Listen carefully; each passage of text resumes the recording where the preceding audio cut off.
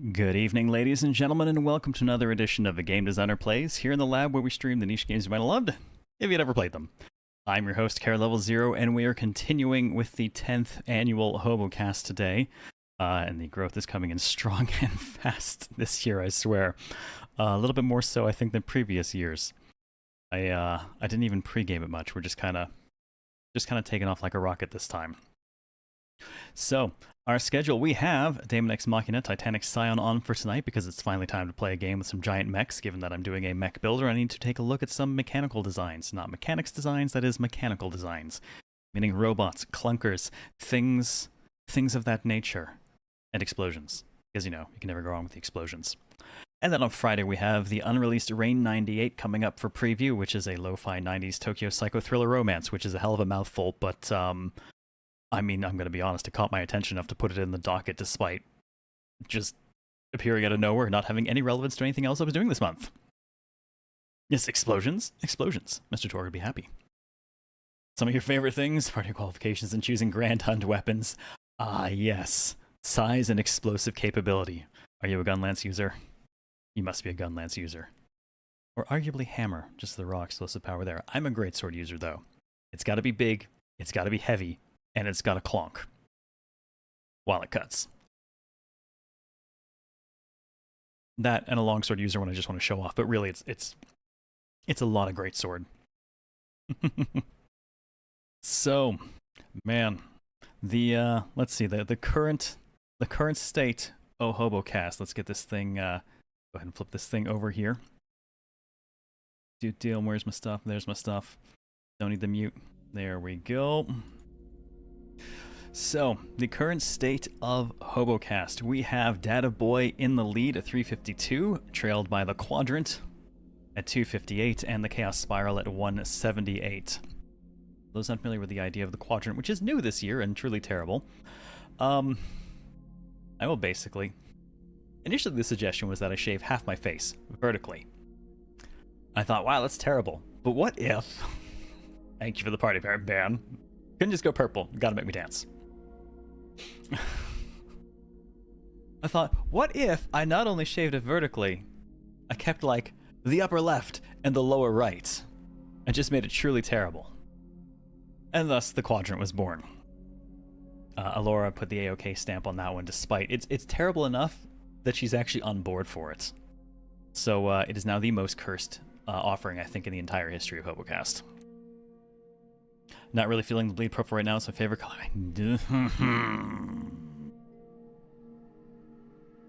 Actually, since you said that, I'm just gonna go ahead and bring it up. You may need to go into your settings because there is an auto opt-in setting now for all of your channel content to get scraped for AI training for Amazon's bullshit. So, you know, gut that shit. Knock it out. Get rid of it. Opt out. But it opted everyone in by default. Thank you for the 5-stream streak as well, Claymore. And Sarita, thank you for 82 months. Welcome back. Much appreciated. Quadrant's Curse, you're still throwing with the Chaos Spiral? Alright.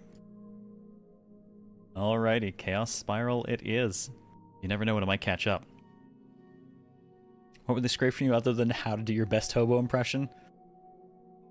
Oh, you never know, and I don't want to find out. Be sure to check back on the setting. Reports are being turned back on. Oh, goddamn favorite. Okay, so that's just going to become a regular part of my live setup now. I'm going to be checking that. Yes, everyone loves being voluntold. Where for streamers who stream their work like programmer design? Yep. I gotta be careful what we say. I might actually just stop keeping VODs on Twitch entirely. And, I mean, because we have the YouTube side anyways. So, maybe I'll just stick to only using those. We'll have to see. So let's see, another news before... news. Nah. Mouth no worky. In other news, before we get rolling tonight, I had a fun comment turn up on the Nomia playthrough we did last Friday. From the dev. Says, hey, thanks so much for the spotlight and for the kind words. It's a little surreal to see the principal designer at Red Hook call out the dodge status as being DD2-like, since I was partially inspired by the DD2 token system for things like parry, dodge, critical, and vulnerable. It's a small world, isn't it? They also said they enjoyed the various voices we gave the characters, and it's a little bit weird to me to think that other industry professionals are seeing me do that. That goofy shit. That incredibly unprofessional voice work. But it is very cool to get comments like that, and I enjoyed checking Nomia out, and I really wish more people were paying some freaking attention. Too many good games getting buried. What is professional anymore? I don't know, but I can tell you it's not what we do here. You're a professional, you're doing voice work, so that's professional voice work. My logic is impeccable. You heard it here first. I am a professional... I'm gonna go voice worker. For reasons. I'm not gonna say actor, because I ain't. Nomia, spelled this way, Astronal. Nomia. It's a bit of a story-heavy, very stylish tactics roguelite. Really like the style of it, and we didn't actually... had to throw a perfectly good run, our very first run in the game, because we hit the 4-hour marker, and I've been progressing slowly because new systems and talking and stuff, and I really wanted to see what the loop was like when you lost and came back in, so I had to throw a perfectly good run, and I mean perfectly good, like we were in such a good place. Look like that Mega Man Battle Network. Are you sure you're not thinking of what I ran on Monday, Venombite, which was Montabi, which does run on a 3x3 grid like Mega Man Battle Network? That also a lot of fun, and because I had it on the Switch and I can play it when I have the boy in my lap, I kind of kept playing it.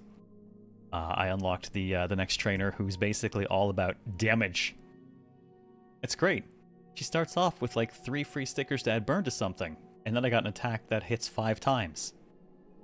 That's 5 hits, each applying 3 burn, and each one doing 3 more damage than the last hit anyways, because of it pretty much just annihilates everything. Anything that survives it does not survive the follow-up from the same skill again. Because then it's hitting for 5 plus the 9 plus... yeah, no, it just straight mulches everything. It's amazing. Very surprised by how simple Montabi looks and still a lot of depth. Yes, it really did. Yeah, I was kind of surprised. Also, and I didn't say this at the time, but I think one of the things I appreciate most about it is that it's 2D sprites. Just good, vibrant, crisp 2D sprites. And I am down for that. A little bit tired of the running sprites through live 2D to kind of squash stretch them that way and not actually animating them. So I liked Montabi's style a lot better than a lot of things. Got Titanic Scion as cross-platform multiplayer. Good to know, but I'll never touch the multiplayer because odds are I won't have the time to touch this game again after tonight. Not for months. I have a baby. Pretty much eats all my time. So, on that note, let's get this party started. I have not touched this at all. As you can clearly see, I booted it once to make sure to install the latest updates, and that was it. Hey there, I am here for Mecha action. Big Battle, thank you for the bits, much appreciated. Where do you want to put those for HoboCast? I try to pay the hospital back for my boy being born this year. So there's your options.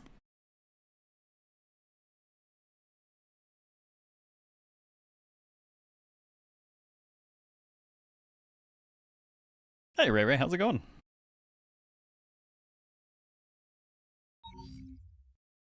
Okay, let's see. Well, we have English and Japanese for voice, and then for text we have English, Francais, Italiano, Deutsch, Espanol.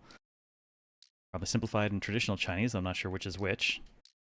Korean, Nihongo, Japanese, and alright, nice set of languages. I know it's a lot more games shipped with a lot more Asian options now, especially the double header of simplified and traditional Chinese.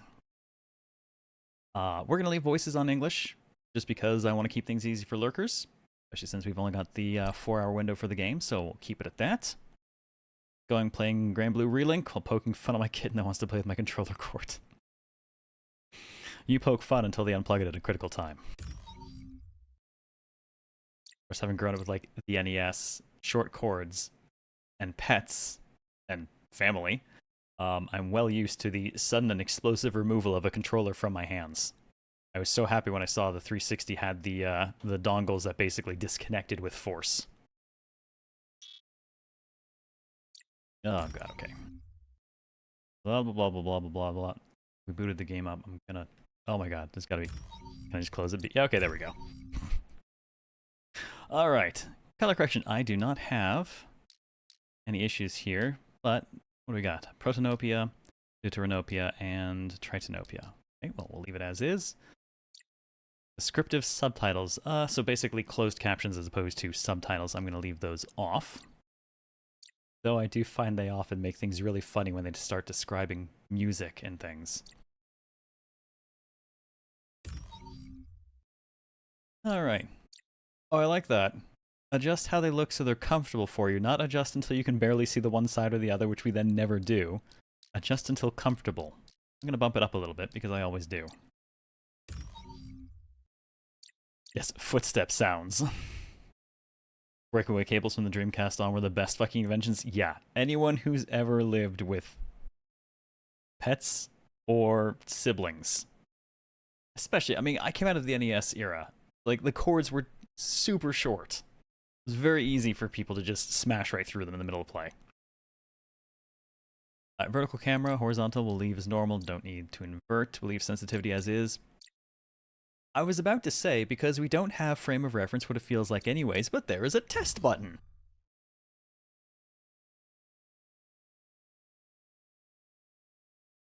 Thank you. I appreciate this. That feels pretty reasonable. Now I'm curious what it looks like if I dial it up to max, though.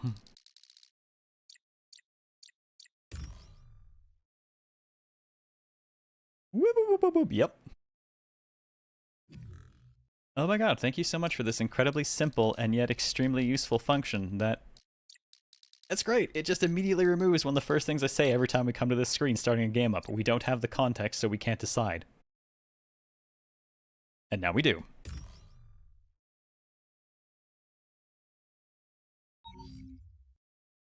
Super short, neither the controller comes out of your hands or the console comes flying at your face. Look, man, NES were built strong to last long because those things did get torn off a few times, and mine still ran.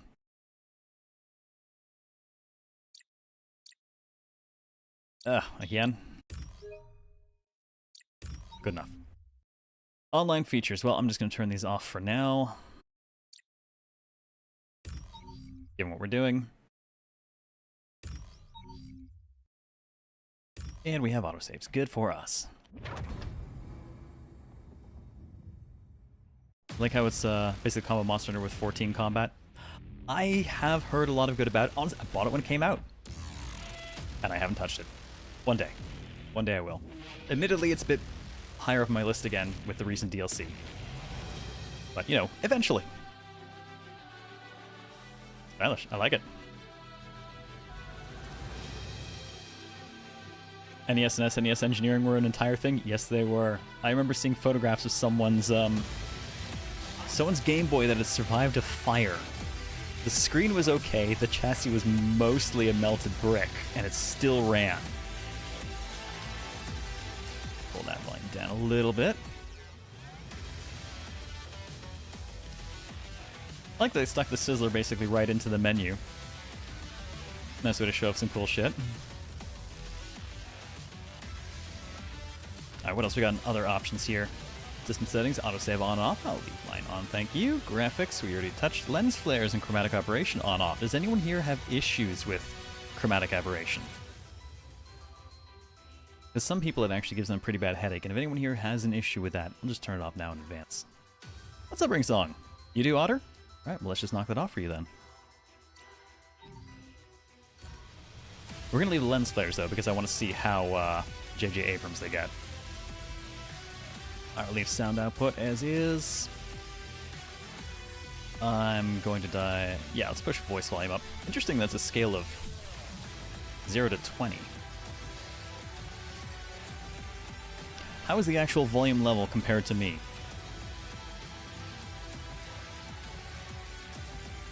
What's chromatic aberration? It's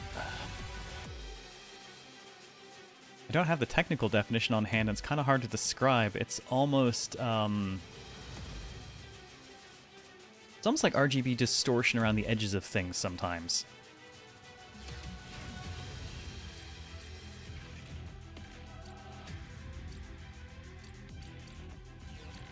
Okay, I think we'll leave the rest of that as is then.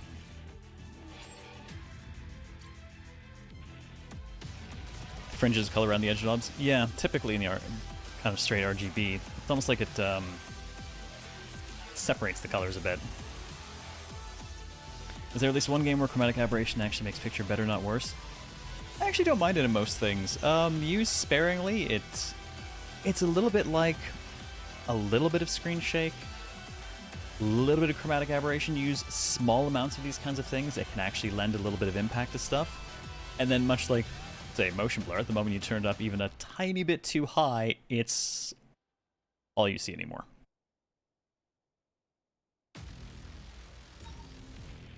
Hate screen shake so much. I like screen shake when used well. Yes, it's abused a lot, but a tiny bit of screen shake, little bit, I think, can go a long way for impacts. Or, you know, you got to go the other end of the spectrum and do so much screen shake that the game is completely unplayable, like Motor Slice did, which was just too damn funny. Alright, I'm going to leave difficulty at normal since we're just taking a look for the day and spotlighting, and I want to show people the kind of as-intended experience. What's their description here? Balance between story and combat. Oh, for people who want challenging battles, so yeah, if I play this on my own, it's definitely going to be on hard then. But for the purposes of spotlight, we'll leave it as is. Humankind on the Red Planet sought to expand their reach, colonizing the Blue Planet and modifying its environment for human habitation. 283 years passed. The Blue Planet sought independence from Earth Prime, thus began a war that lasted 76 years. At its conclusion, the two planets forged a non-intervention treaty. All interstellar travel between them was halted. A defense system was put in place, including orbital elevators and monitoring satellites made to repel any invaders. Voices for a new world echoed across the Blue Planet, voices that would shape their government. But an anomaly appeared in the world. People born with innate special abilities caused by the femto energy used during colonization and the war. These beings were designated non-human and called Outers. Femto energy would change countless other creatures, turning them into aggressive organisms that would come to be known as Immortals. Outers were rejected by society, their cruel treatment widening the rift between them and humanity. And so came the Great War 369 years after colonization, bringing with it revolution for the Outers, who enacted a strict military regime through the Sovereign Axiom. Three supreme leaders of the Axiom, dubbed the Trinitas, separated the ground, the home of humans, from the garden, the aerial paradise the Outers called home. The humans who resisted the rule of the Axiom would take the title of Reclaimers. Lots of terms to be thrown at us initially. And I've been randomly flesh tubed. Thanks for that, Cosmic.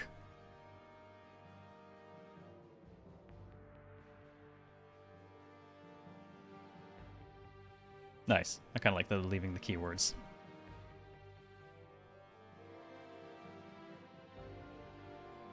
Beep, beep, beep. Here's your backhoe full of lore.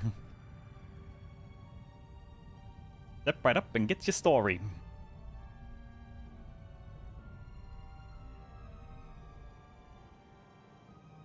Yes, is everyone taking notes? This will be on the test.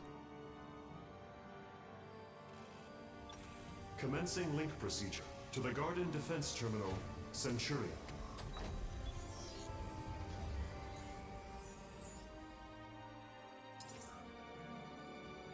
Oh no, character creation.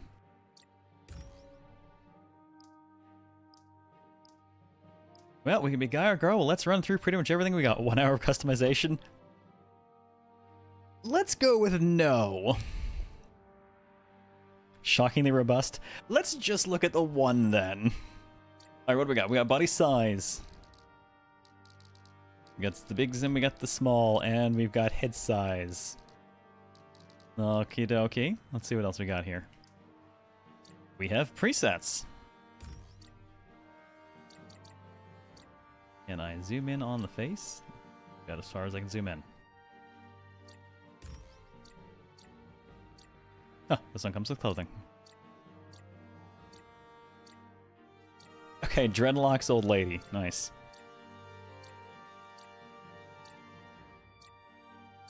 What? What the hell?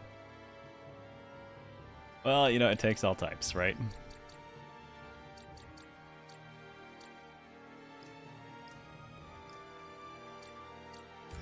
Oh, and then there's... Oh, good God, there could be even less. I'm gonna keep my clothes on, thanks. Granny Zin time. Alright, we have some color options, but let's... We looked at the base. Let's look at the important part, which is the face. Alrighty, what do we got? We have... Oh my goodness. Okay, hang on, where's the start? Okay, that's... Alright, that appears to be a number of pages of face shapes. You know what, you're relatively non-offensive. I'm going to leave it at that for the moment. Okay, there's some smug. This makes me think of Ereshka a little bit. Good God, I'm just going across one row. Ah. Let's take all types. That's... It's good to have options.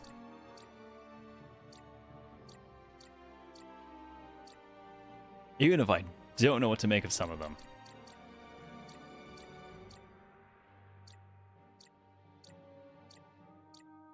That is quite the array.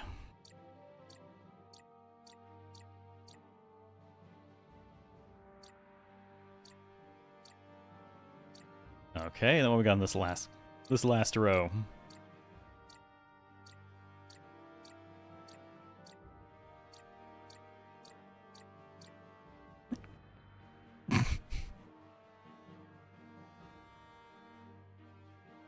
This is probably the closest I've ever seen to Excaliface in a character creator before.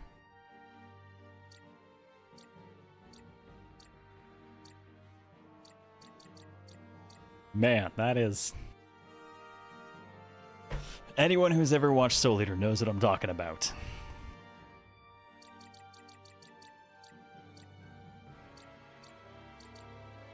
Alright, well let's see what other kinds of... Got skin color. Oh, well, we can go straight to color picker, though.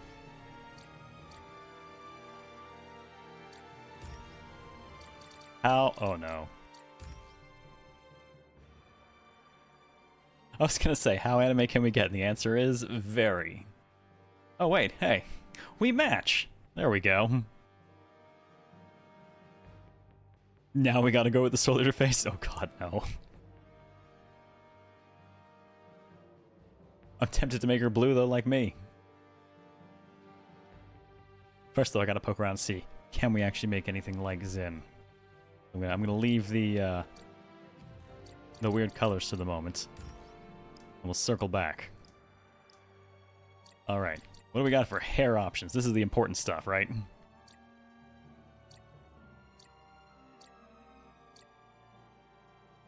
Very windswept.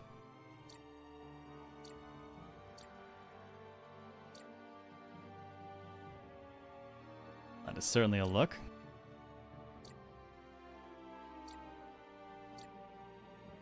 And definitely no shortage of options. We've got 4 pages of this, too.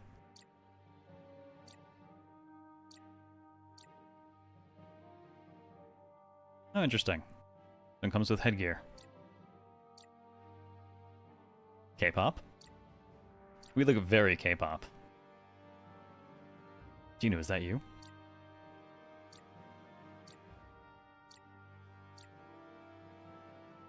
Classic ponytail. Even more with the DLCs? Oh, good God. Close to Zin. Can we get closer?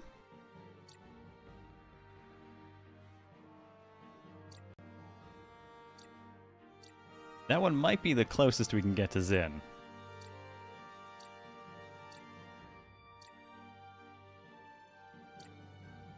Oh boy. There's a pretty solid options throughout this, though.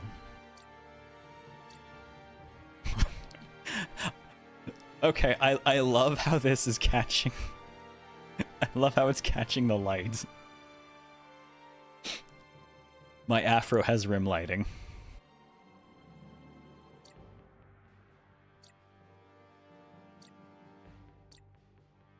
Too real. Oh, shit. Of course there's a friggin' pompadour for us. That might be the closest we get to Zin. But, since we can't get close enough, maybe we should just do something like the pompadour. What's his face from Shibuya Scream? Oh my god. Oh, wow. No, you know, given some of those faces, I wonder how close you could get to Yanagishita.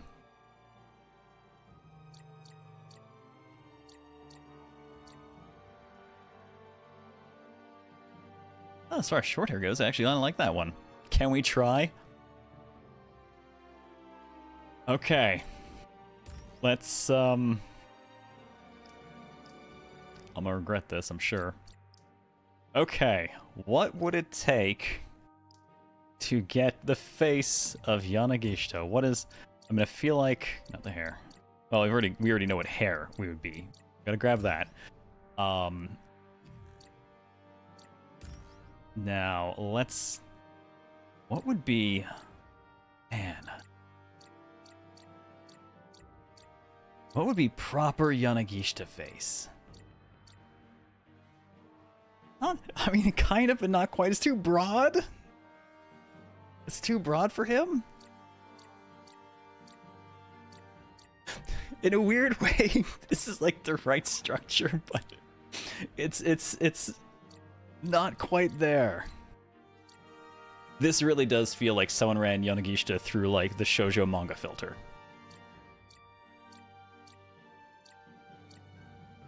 Kind of. Not excited enough, though.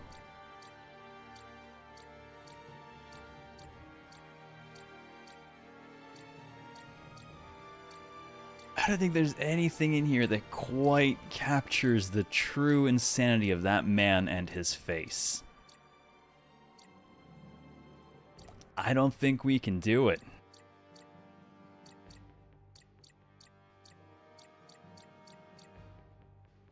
There's nothing quite there. Hey, Emmy, how's it going? We're trying to do some a Yanagishita, but I don't think we can. I don't think we can quite get there, you know? He has some minor adjustments here, but like... Okay, I just love the added detail.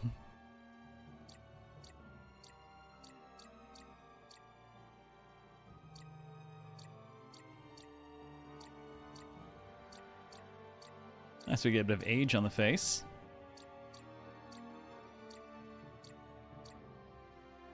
I feel that way some days. Where's the fun? How's it going? You have power. Excellent. Oh, damn, were you without power for a bit? Hey, Yui. Yes, Mecha that has character customization for the humans. I think I'm a little more important this time. Yeah, I don't... You know, in some ways that... I wonder, is that actually the closest thing to a Yanagishita? None of these are Yanagishita enough, I think.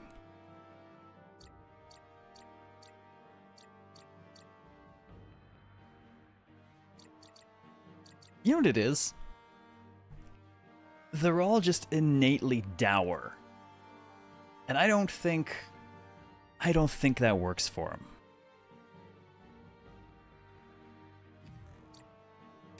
So I don't think we're going to do that.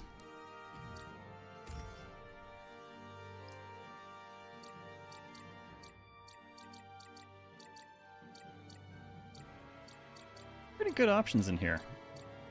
I was going to use a little bit of texture to adjust the style of the face. Lip gloss mech pilot.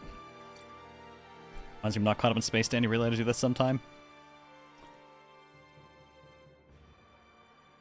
Honest opinion, Space Dandy peaks about 4 episodes in. Those first handful are absolutely amazing, and then most of the rest of the show is guest directors, and it's just kind of boring crap.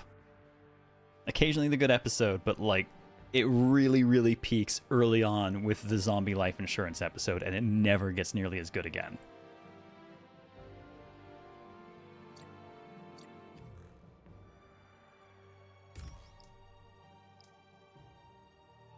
Space Dandy became extremely mid very quickly. Yeah. It's wild, though, because that zombie episode is one of the best episodes of anything.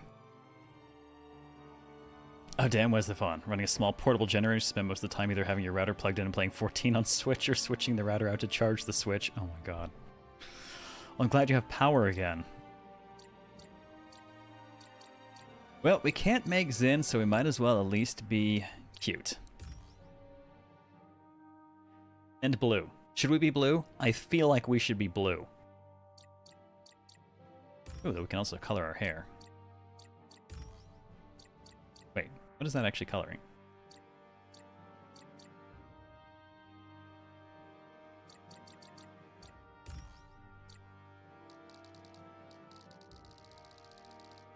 I can't tell what that's even doing.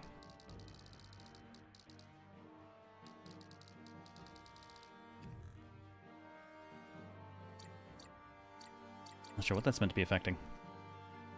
Oh, damn it, now I'm green. Is it just the outline? I guess.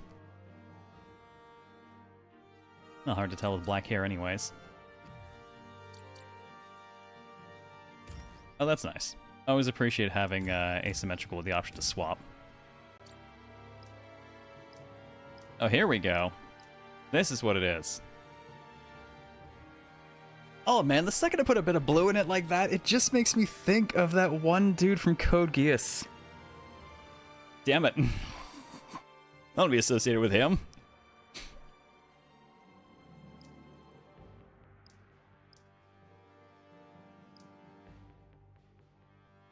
There, let's do it with just a little bit. Now the question is, there we go, now we can more clearly see.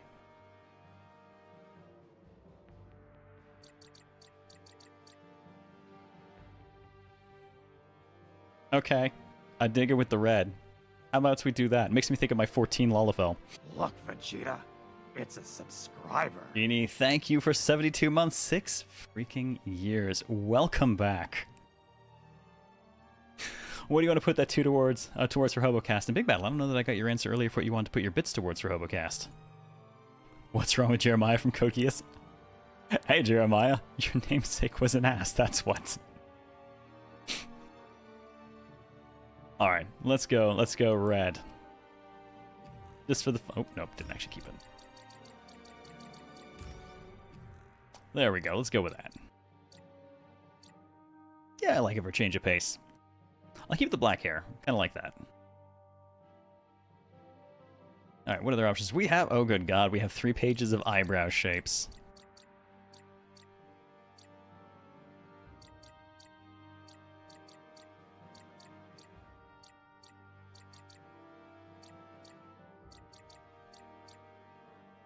Good lord.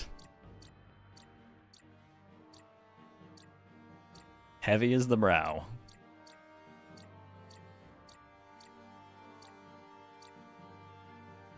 I don't think I'm going to do no eyebrows. I'm pretty okay with the eyebrows we've got.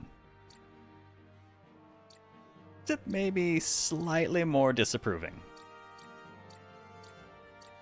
I don't think I have anything that quite goes smug. We'll go disapproving. And I'm not gonna spend time messing with those.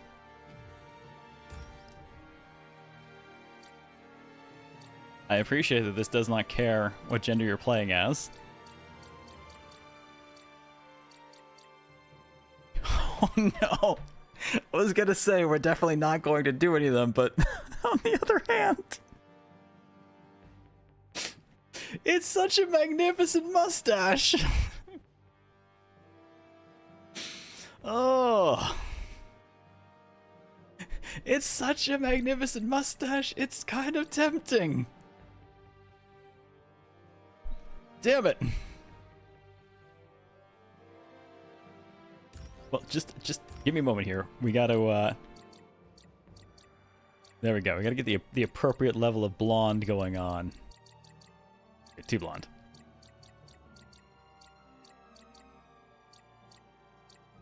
Sufficiently Armstrong? There you go. It's the Armstrong. It's the perfect disguise no one will ever know. I think I'm going to pass on that. Nice to know it's an option, but I don't think I'm gonna do that.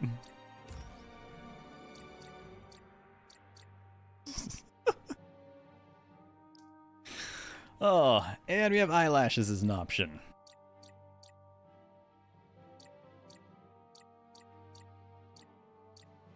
Nice. Simple textures, a lot of style options.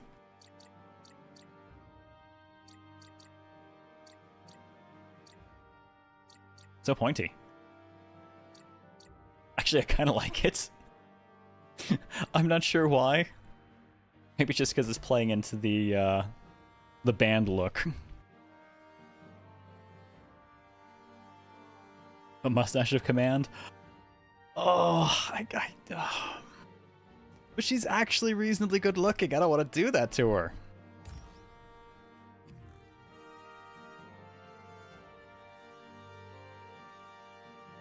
That said, though.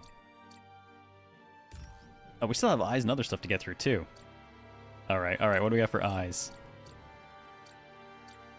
Oh, good. Vacant stare.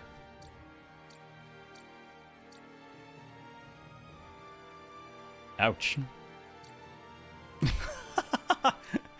Okay. I love it. Okay, we've just gone full shonen options. Very nice. Have a good lurk, Toad Sage. Oh my god. Oh, why with the goat eyes? Wait, come to think of it, didn't we use these eyes for our original Xenoblade Chronicles X character? I think we did. And now I'm suddenly wondering if I can recreate her. I feel like that some days too. Appreciate the breadth of options. The goat eyes though, oh my god.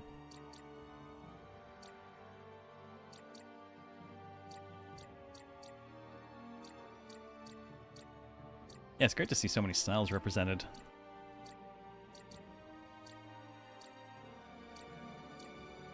I like the slightly darker outline from this, but what color?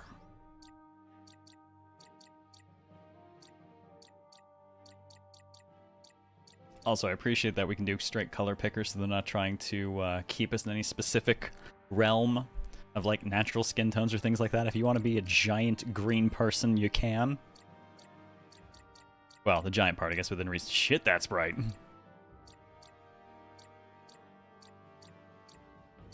Oh man, chat, help me out. What color eyes are we doing? Make her eyes scary? What color, though? What color do we give this?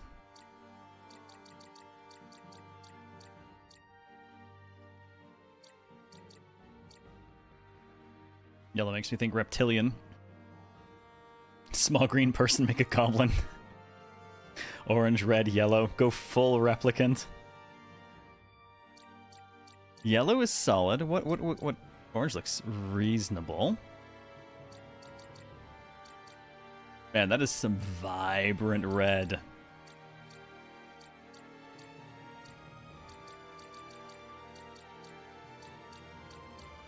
This is the I grew up on a Virtual Boy look.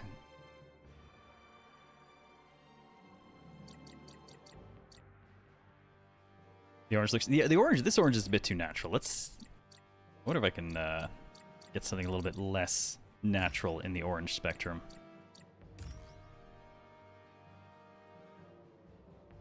Be brighter, though. Just coming in brown.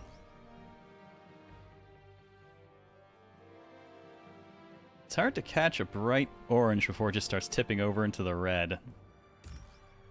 Probably about as close as I'm gonna get.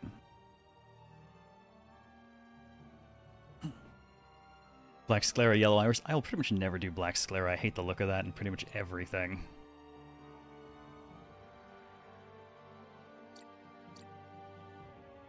Hey Dice, how's it going? Peyton Rinnigan. I do not know Rinnigan. Okay, now I'm curious. Going to Google. Gotta look this up now.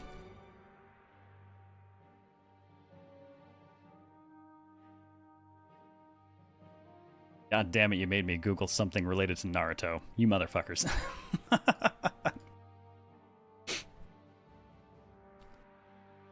Oh, you bastards. Jebaited.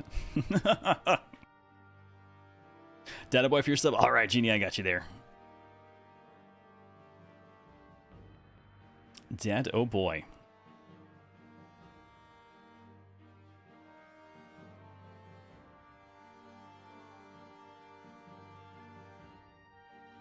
Your search algorithms are ruined now. You'll see Naruto nonstop on your feeds. Man, I wish it was a joke, but it really isn't. Ugh, nothing like the algorithm to overblow any search. I'm sorry, did you vaguely look at a thing once? That must be the only interest you have anymore. Kind of liking the creepy, the yellow, but the orange, actually, you know what? The orange I think actually works surprisingly well for this. I think I might keep that. Oh, you know what? Heterochromia is an option too. And you can change the eye type to boot. Oh no.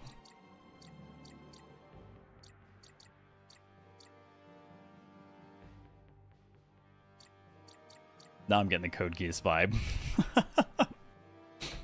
Look at one Mech Warrior 5 thing now. My feed is nothing but Battletech lore and mech history. Man, so much of everything I try to search for now just tries to feed me MTG stuff. Like, I know I started playing again, but oh my god, please stop.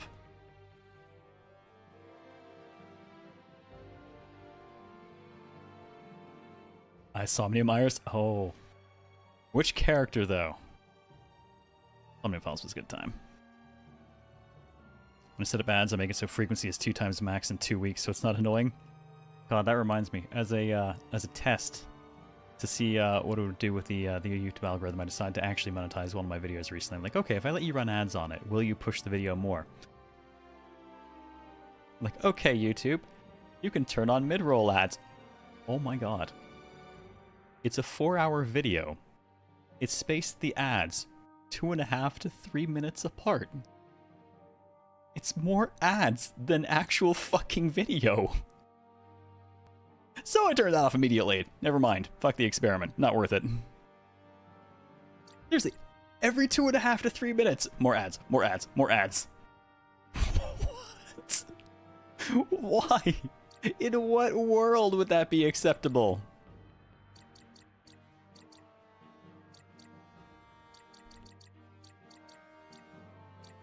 Okay, I love that you can change the eye style in addition to the color.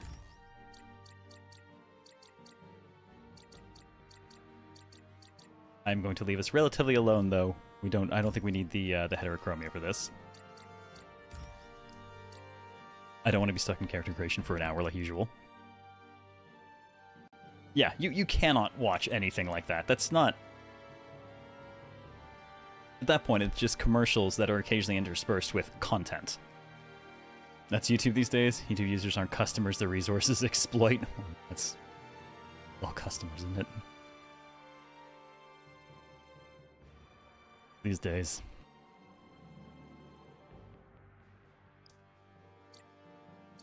Oh, damn. Okay, most important option. We have options for glasses and stuff. Oh, we have eye patches. Makes me think of the Borg.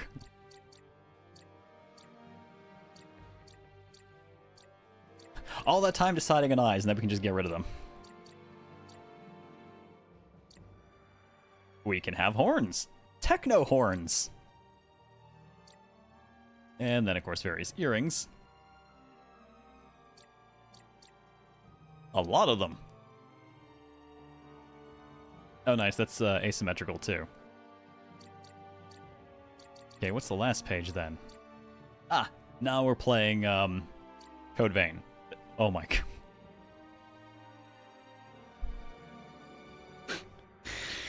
God. So, we can just be a clown. We can just be a clown.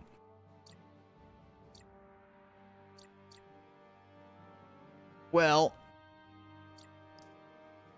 okay, good. We can have several. We have several, or at least a couple of slots.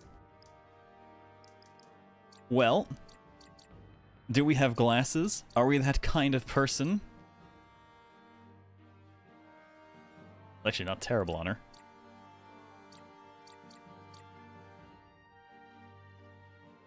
With the right kind of glasses, we are kind of dangerously close to my 14 character.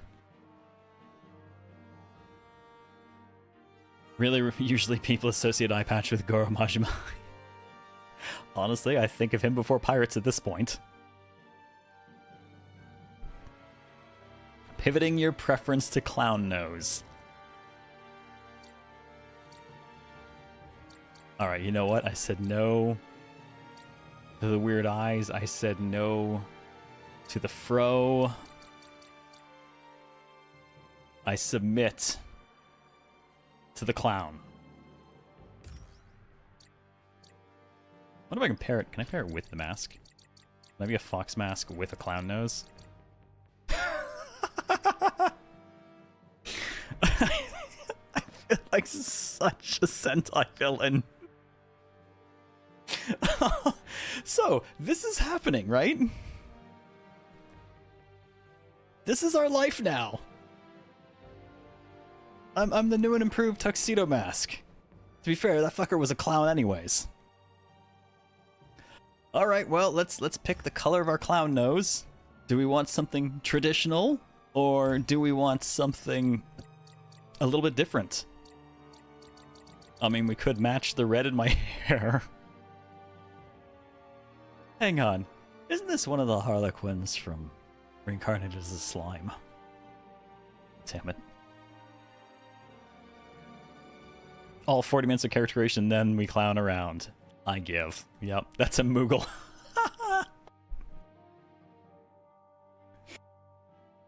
It's not a clown, it's just a confused Moogle. Does her look like Tyr? Yes. It's a Moogle mask now. Fuck it. Okay, you know what? God damn it. I quit. I quit. I give up. I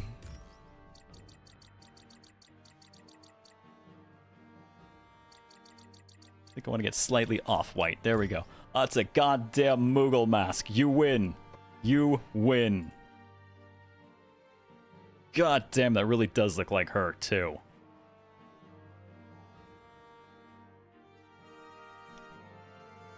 Okay, well, we do have at least some other spots. This is mostly scarring and things like that. I don't... Ugh. But to be fair, that really works with the rest of our aesthetic. Oh, no. Oh. Can we not? Oh, no. Why does this all work with it?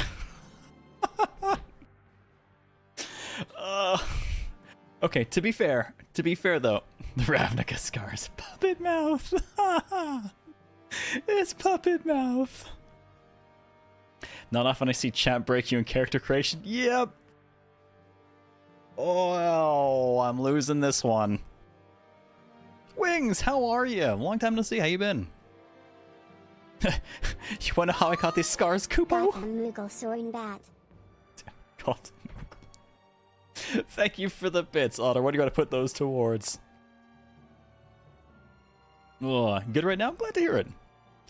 Remember I said 1 hour character creation? Ah, no. We are not at 1 hour character creation because I spent the first 26 minutes on intro music and talking. It's only been 30 minutes. Suck it!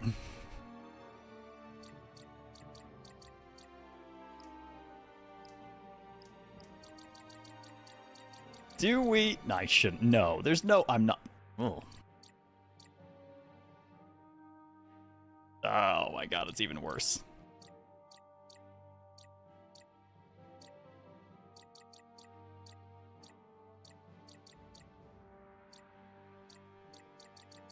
Oh, why am I doing this to myself? Okay, the thing is, if we do anything further to our face, I think it cements clown over Moogle. We want the Moogle to hold. I think we probably need to leave this alone.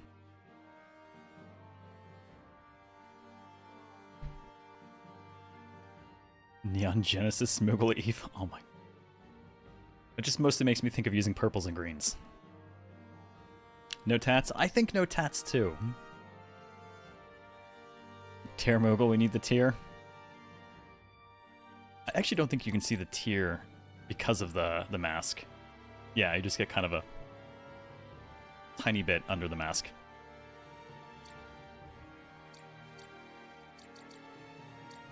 Wait, can I move it? Oh, I can move it. Never mind.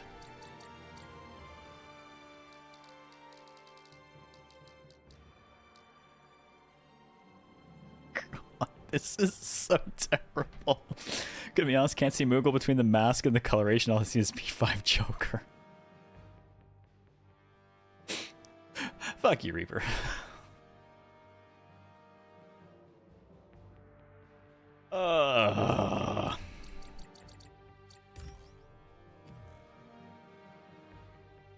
Can I quit now? Can I quit?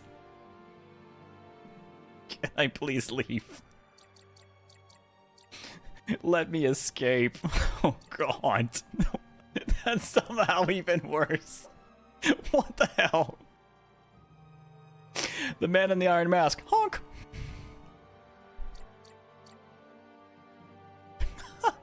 I kind of like that. Code Vein but clowns!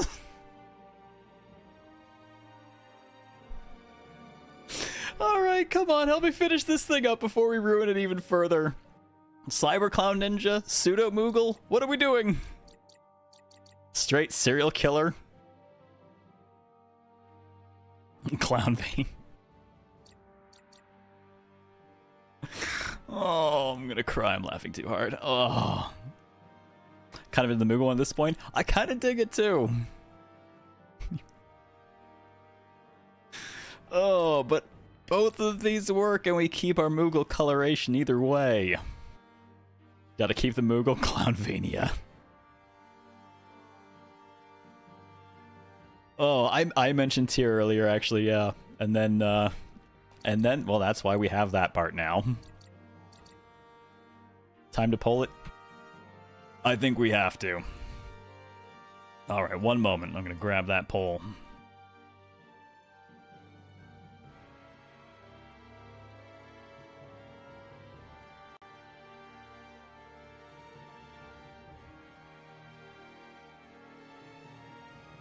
Alright. So, throw a 1 in chat for Clown Vein and a 2 in chat for the Pseudo Moogle. This being the Pseudo Moogle, and this being Clown Vein. I think the last time I let chat actually screw with my character creation this much, it was Bloodborne. Not back at launch, but back when we came around to it again and played through it in the DLC. And that was when I let chat make the Gentleman Hobo Harry Potter. We kept that top hat on for the whole damn game.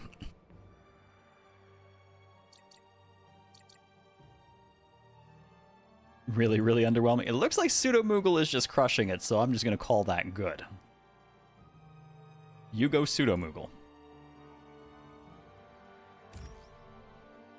Okay. Now, I think that covers us. We'll keep the tear. And, oh, well, I mean, eyeshadow doesn't really matter to us. Our face is barely visible anyways. Blush similarly, and I'm going to leave our lips alone because we already look like a clown. No need to, no need to make it worse. No need to make it worse. I really feel... No, you know what? I feel like a villain in a Gundam series. Which is appropriate, because we're gonna go grab a mech and shit anyways. So, okay. I'm sold. This will do. I'm saving this for future, just in case. Now, I gotta check down a voice base for voice, I think. Oh, no, that's just, okay, never mind. Immortals. No, good to know we could sound like the guy if we wanted to. Alright, well, we're good. Modern Gundam villain, right? It's just... Oh, what the heck do we even call ourselves now? Who have we made here? Yeah, joke's on you, kid. Appear behind enemy. Poppy. I don't think I can name this character Poppy because I work with a Poppy. It'd be a little weird. I feel like I'm crossing a line. Mogalina, Miss Mog. Kupo. Mogalina. How good am I getting with the names? Charazmoggle. Pseudo Mugo. Fuck you.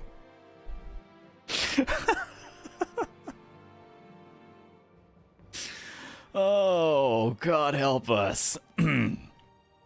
What's up, Claire? An hour late and you're almost finished character creation? Hey, I was only in character creation for 30 minutes this time. Go for the ridiculous, stupid type of names like in Mobile Suit Gundam 00. Oh, God. Mitsuru. I mean, we got the red hair. I don't think we've got the class or the boots for that, though. Kupo Zinmog. Dgaf. Kupo or Kupolina. Wait. Oh, my God. Is it the return of Dgaf Johnson? Is this the future for Dgaf Johnson? The Tama. Oh, God, you go to hell.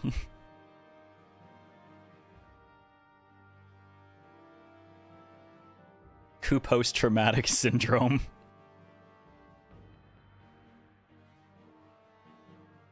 Oh God, why Tama? No. What? Yes, the Tama. It's not a girl name. Doesn't matter. Dgaf Johnson was our girl in Disaster Report 4 back in the day. Don't give a fuck, Johnson. She did not, in fact, give a fuck. She did, however, have an entire freeway overpass fall on her head. Very sad. Decaf Moogle. The return of Dgaf Johnson. Ya boy Koopma. Oh. It's your gal Guzmoogle. Guzmog? Oh God, no. No. Right? No. We wouldn't.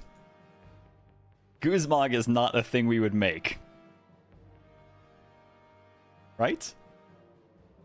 Need to rewatch your boy Kongween. That was fun. I enjoyed that. Dgaf Guzmog. Oh no! Oh God, why? Oh. Alright, yo, whoop, nope. Sorry, whoops. I to use trolls from something else. All right, D, Gaff,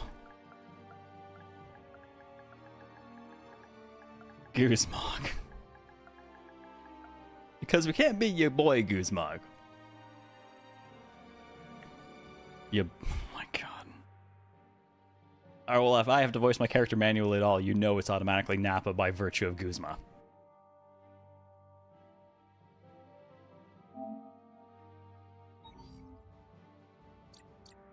You can change it later. D-Gaff. Oh no! Guzmog's too long!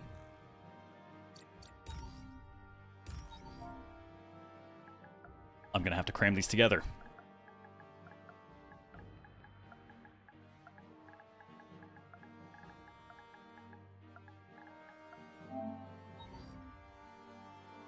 This is incomprehensible. Should we just go with Guzmog in that case? Because that is kind of incomprehensible at this point. Oh, what the hell? The whole character's look is incomprehensible. Dgaf Guzmog. What have you? The place is still falling apart. Hurry! Did you find the Alpha? Keep your hands off the children.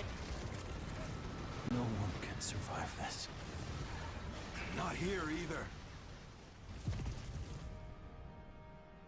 Who's the mech that beats you down and never lets up? It's Dgaf Guzmog. you're quite the looker, if I may say so myself. Hi. You'll make a perfect Centurion. Your skills, abilities, reflexes, all exceptional. Are you hitting on me? It took extensive research to find that an outer's nervous system surpasses any other kind as an order transmission unit. Yes, you will join the eternal guardians of the garden. What the? I've got you!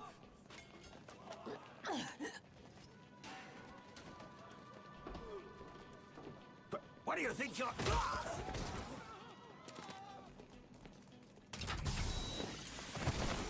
Excuse me, what's going on here? You okay?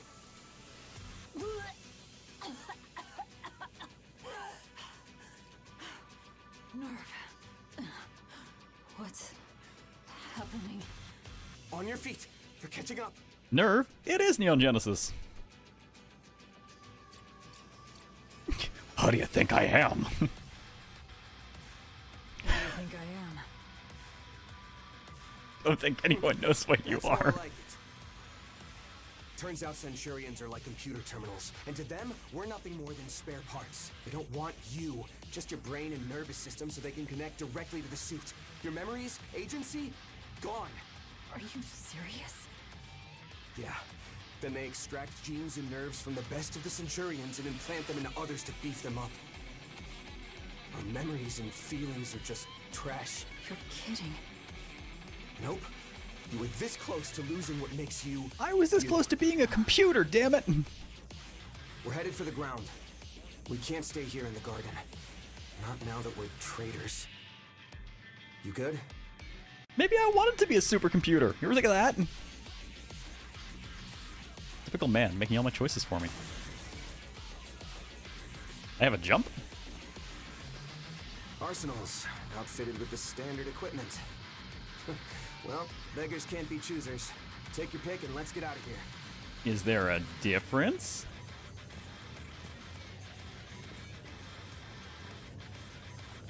Oh, there is. What we got? Lightweight armored arsenal. Widely used, lightweight, low durability and memory capacity, high mobility. I do like mobility. Midweight armored, well-balanced durability and mobility. Is there anything on? Oh, I guess it's just the two.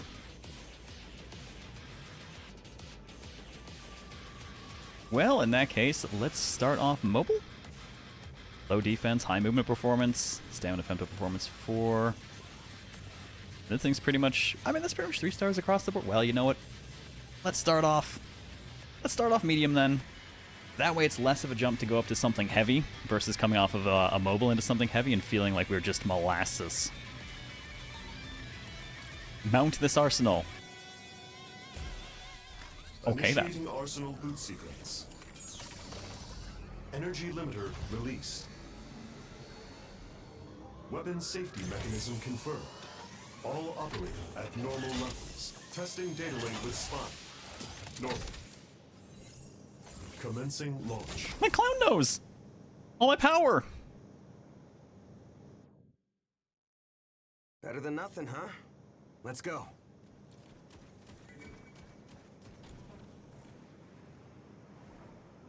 Ooh, okay.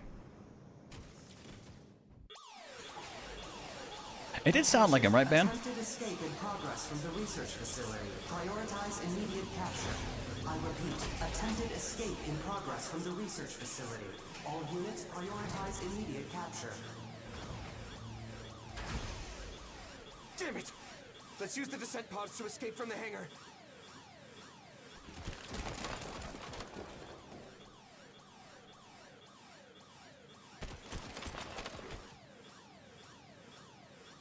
I hate doing this. Oh, he's got creepy teeth on his.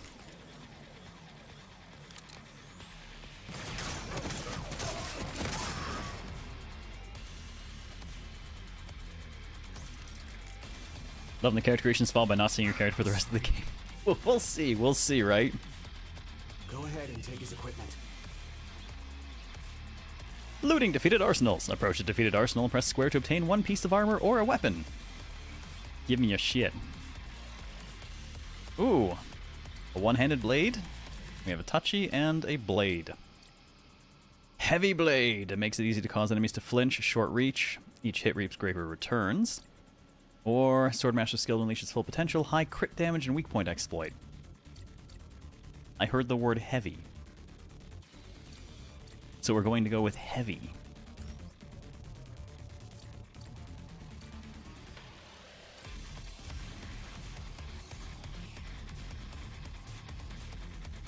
What you got for me?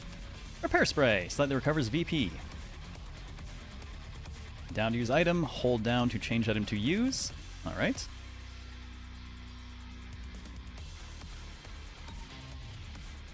The red start and the blue shark. We have a machine gun and an assault rifle.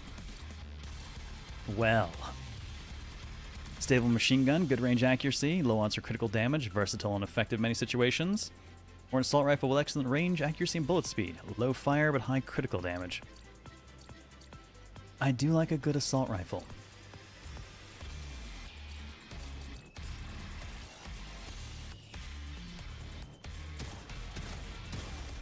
Even if it does fire a bit slow.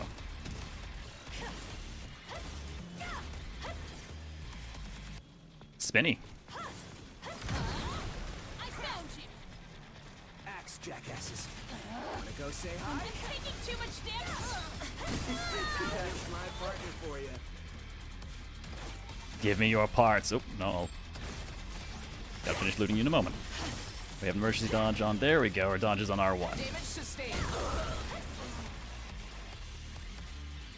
Now give me your shit.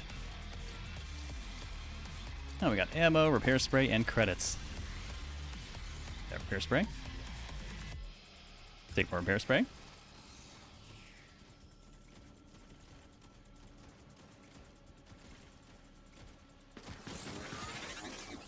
It's very red in here.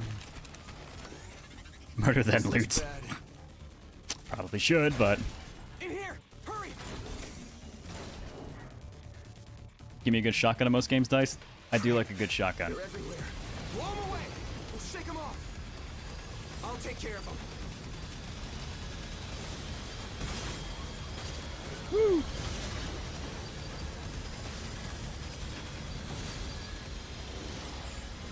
You okay? Like we can just cut through things.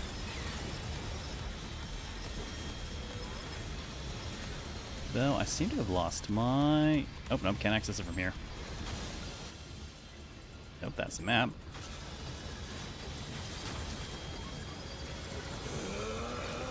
I wonder if I swapped off my gun because I can't actually use it on L2 anymore.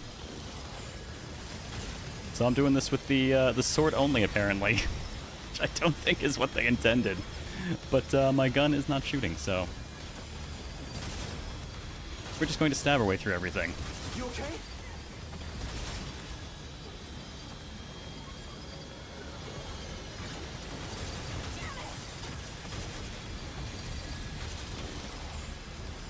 I'm suddenly reminded again of both Polybeast and the Battletoads incident. Why must I have such continued trauma these days? Over here! We're busting through! This way! I actually hit that cubby and didn't swap back. I don't know if it wasn't just letting me switch during that or what. But yeah, since I'd swapped off it before that bit started, I couldn't actually get it Remember when back. our dogs went missing from the orphanage? Lop and Curl? Oh yeah, when I got chased by an immortal. Yep. Right when you were supposed to be looking for the dogs. Deja vu. You came to my rescue back then too. Almost at the hangar. Come on. Loot, loot, loot. Hand grenades or a shield. Ooh. Tempting. Nice.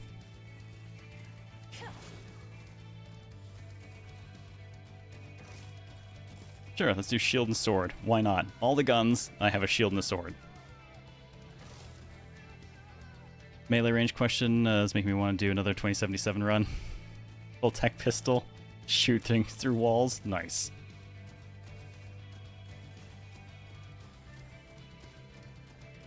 I think it says follow Nerb, and he's just following me at this point. Locked on target.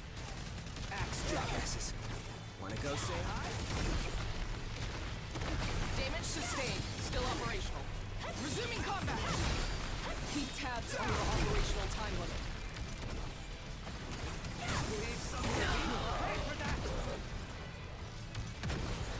Oh, you have a big gun. Can I take yours? Oh. I want to loot it. We have a laser rifle and a bazooka. Oh, I mean, come on. I mean, I did say explosions, right? Forget the shield. We have to have a bazooka.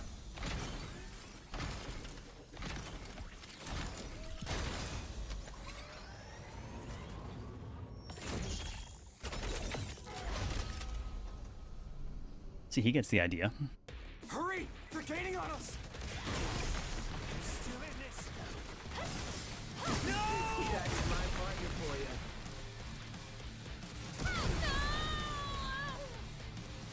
Oh yeah, it's exploding. I like it. Give me your stuff. Temptation to just... You know what? Fuck it.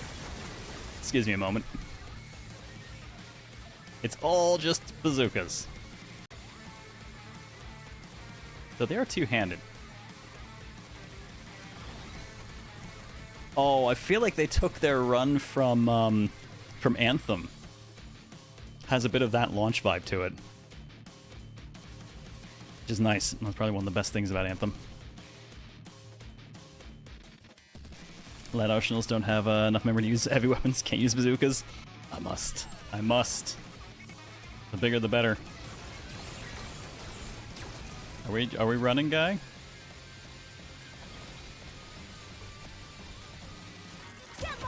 Ah! Well, let me shoot the civvies. Take this! I found you! Need some for me, partner?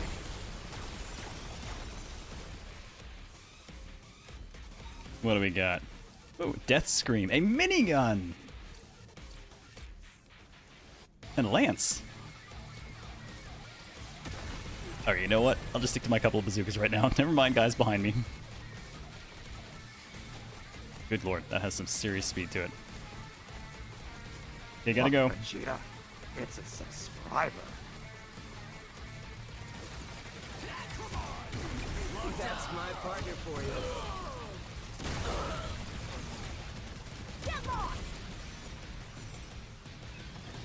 Yeah, there's no shortage of guys to loot, is there? Two-handed sword? Okay, hang on. I gotta have a two-handed sword.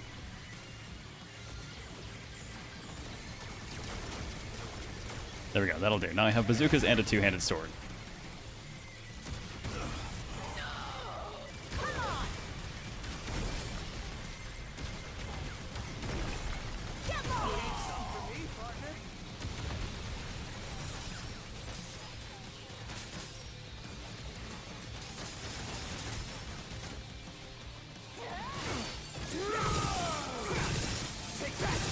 Not sure who just got tagged by that.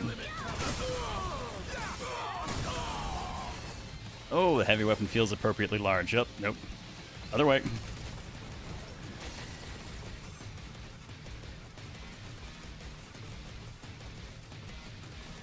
I assume they don't actually want me to fight the guy. These things and take them out. Ready?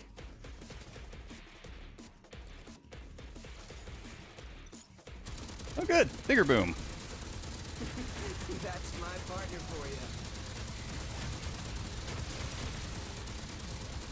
Damn it!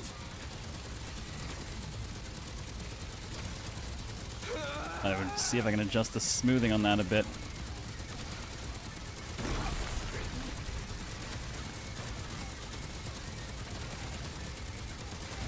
God, so many tiny numbers. I'll crush you here and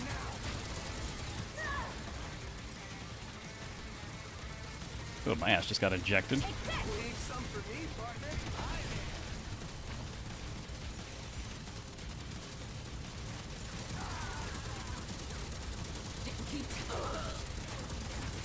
Don't hesitate! If they catch you, you're finished! Good God. That's a lot of ones and twos. All right. Come on!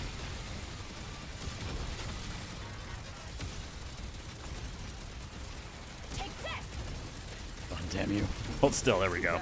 They just keep coming and coming! There's no end to them. We've got to try something else. We're screwed if this keeps up. Hey, go into the Electricity next room. tank, it's Close the motherfucking door. capacitor, you heathens. I'm still in this.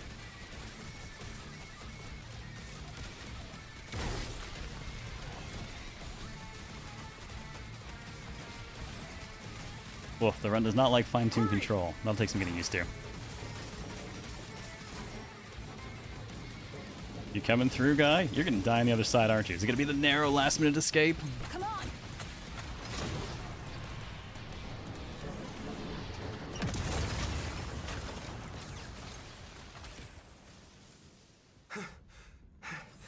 That'll give us a bit of a break. Where's the chief? And Oh, everyone else? good. My mask came back. I don't know. I only had a chance to look for you. How'd you get away? Faulty connection in my suit kept him You can from tell I'm finishing the taking our job. escape very seriously. Karma for all my good deeds. Good deeds, my ass. You didn't do anything special. You're just a lucky son of a bitch. Fire! I gotta know if there's an option. Can I turn my hat off at all times?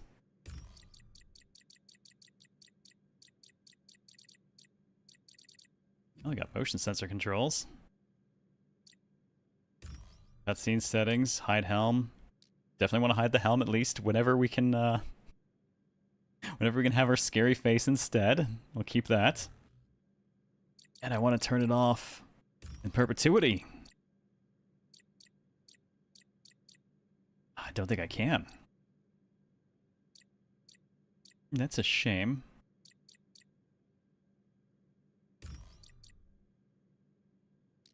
I'm gonna drop the acceleration a little bit. Fine-tune adjustments are not great as is, so I'm just gonna adjust that. Oh, there is one you can turn off permanently, but not yet. Not yet. Damn it. Oh, that. Incoming! I hear baby in the background.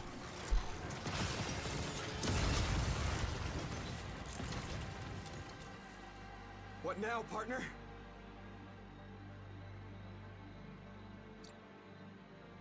He's all yours. You know, normally I'd be all up for this, but that thing rolls in looking like some kind of cyber god, and it's just like, eh. He's all yours, partner. You would say that.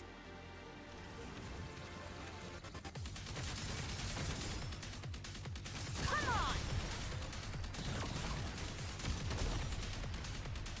Get lost! Come on! This is not a fast-firing weapon.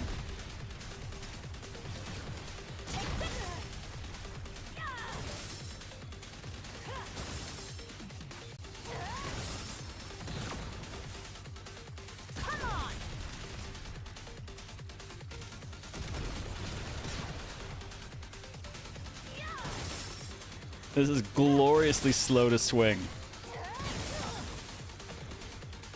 Get lost! Come on!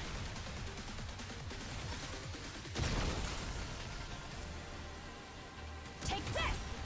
Death from above. Take that! Come on! Heads up! It's up to something!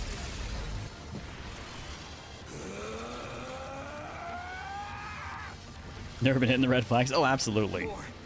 I need more! Now! Overclock output! Limit change! Right where I'm from, we just call that crunch time. Chunk! Nerve! Stop! I'm buying you a little time. Get it? Nerve! Just run! I actually kind of like that as supposedly one of the good guys, he's got the creepy tooth mask, which is usually reserved for villains.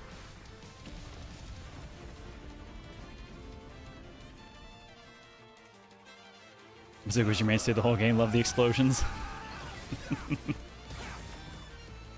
Explosions, explosions. Commencing catapult launch sequence. Oh. What the? You bastard! Let me go! How about we all get catapulted? Safety mechanism released. Engaging boosters. Generator. Normal.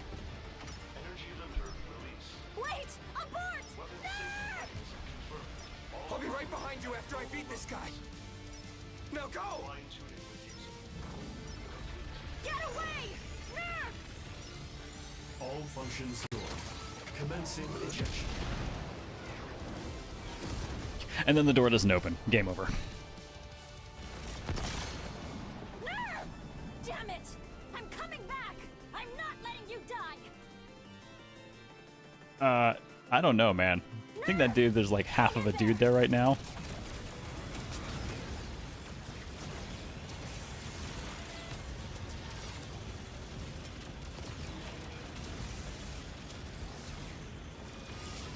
Oh, good God, you're so far away.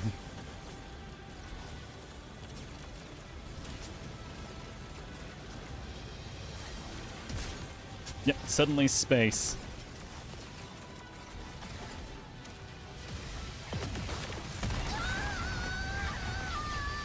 Suddenly planet. Hey, Master Sword, how's it going? Mecha Clown, we're the world's most confused Mecha Moogle. Dgaf Guzmog.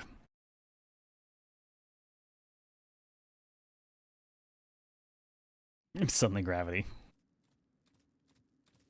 Oh, that looks like Xenoblade Chronicles X.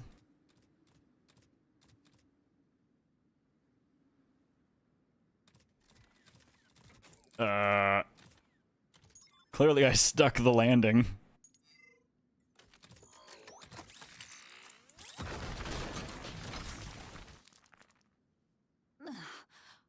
What the? Who are you? Look at that! You're alive! And under its breath, shit, I was gonna strip you for parts, lady. Didn't know tin cans could talk. Am I dreaming? I'm gonna be rude because we've been like that so far. Huh. Didn't know tin cans could talk. That's rich coming from you, meatball. Where am I? Paul. Toby! Huh? My name's Toby. You asked who I am, didn't ya? Did I? Right. This is the desert in the Blue South area. Blue South area. The ground. So I fell and then... Nerve! Hey, Winged Sword. Space racism in my mecha game? No more questions? Then hurry up and follow me. We've got trouble. Hurry! Forge is in trouble! Forge? Goodbye. What the hell's going on? When she hits the surface, everyone hears the loudest, most deafening bicycle horn ever. Pace, we've got to hurry! I like to think that we hit the ground with all the incredible power and grace of a squeaky toy bonk. A rubber hammer, you know?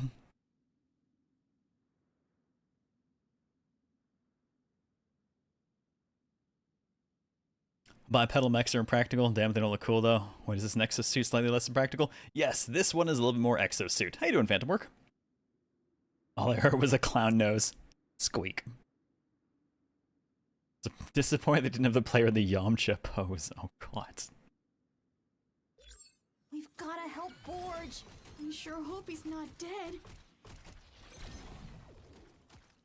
Yes, the ever-present scan mode in like everything now.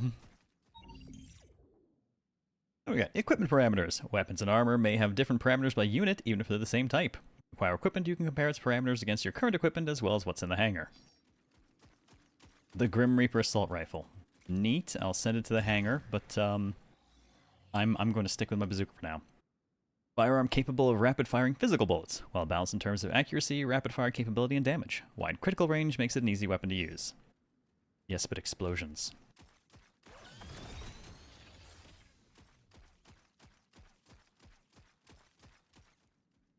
Oh, I actually don't... Shit, I don't have my guns anymore. Quick! Looks like I'm on Looks like I'm on melee duty.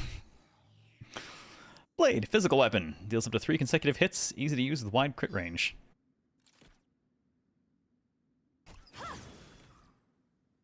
Damn it. I was not paying attention.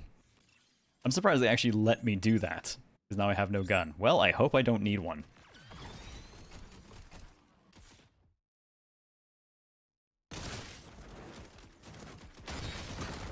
There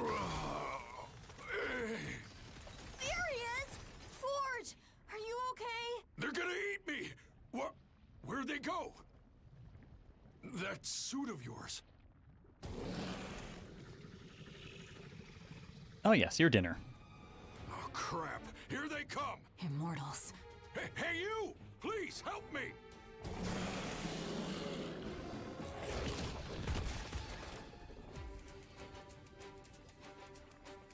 Well, I guess we're going straight melee, because,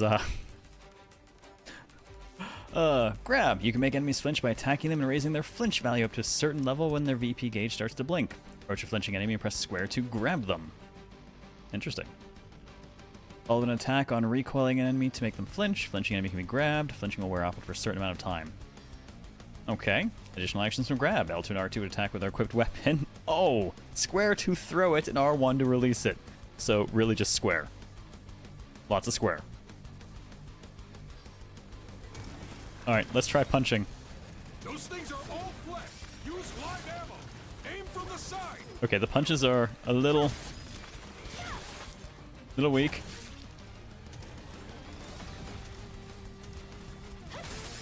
You did it!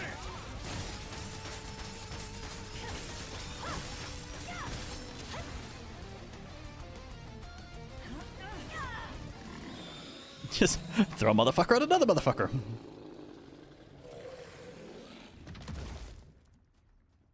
Excellent pointy paws. May your next life be kinder to you. May you have a better next life. No, I'm gonna kill it in the next life too.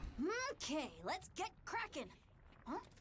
Hey, a 3D laser sensor! Can we turn them into And a pants? cyclo cable, and a plasma antenna! With the attachment, too! Oh, I do have a gun! Hold on! You gonna kill a guy you just saved? You're human. Do I look You like I saved clown me. around, sir? I'd been gobbled up by those things if you hadn't shown up. Your arsenal. It's from Emil the vibes from the cook, kid. He does kind of sound like Emil, doesn't he? You're a runaway from up there, aren't you?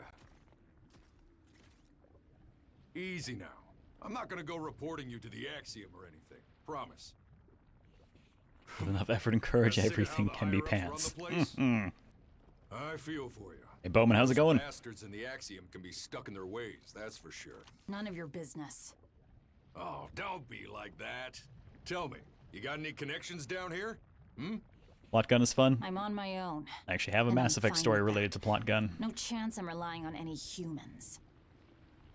You folks from up above really got a grudge against us, don't you? Anyway, we're pretty far out right now. How about you come with me? I won't do you any harm. You've got nowhere else to go, right? Alright, well, let's pause there. So, a big part of the reason that every class can carry every weapon in Mass Effect, despite having no actual ability to, like, increase skill stats with them, is because we had so many scenes where you would, like, pull a pistol on a dude, or maybe had to have the assault rifler sling, but really it came down to you pulled a pistol on a lot of people. Like, yeah, but that class can't use the pistol. I'll make every class use the pistol, okay? This scene we gotta be able to pull the assault rifle. Everyone can carry every weapon all the time. And that was our brilliant solution to sometimes people pull guns in cutscenes and stuff. Just, fuck it, give everyone... In conversations, you tended to pull pistols, and in cutscenes, you tended to have assault rifles. So everyone just has every weapon, all 4 weapon types, all the time. Period. Problem solved. They just, suck at using them. Also, I don't know how I missed it, but Bowman, thank you very much for the 105 months, and welcome back. And where do you want to put that for HoboCast? Also, Otter, did I get where you wanted to put your bits for HoboCast earlier? I'm scattered today. It's been a long day. In this case, you should have pulled a banana cream pie. Do I look like a clown? Here to amuse you? Dad, oh boy, you got it. Dad, oh boy, it is. Dad, oh boy for you as well. Alright, Bowman. Dad, oh boy continues to hold the lead.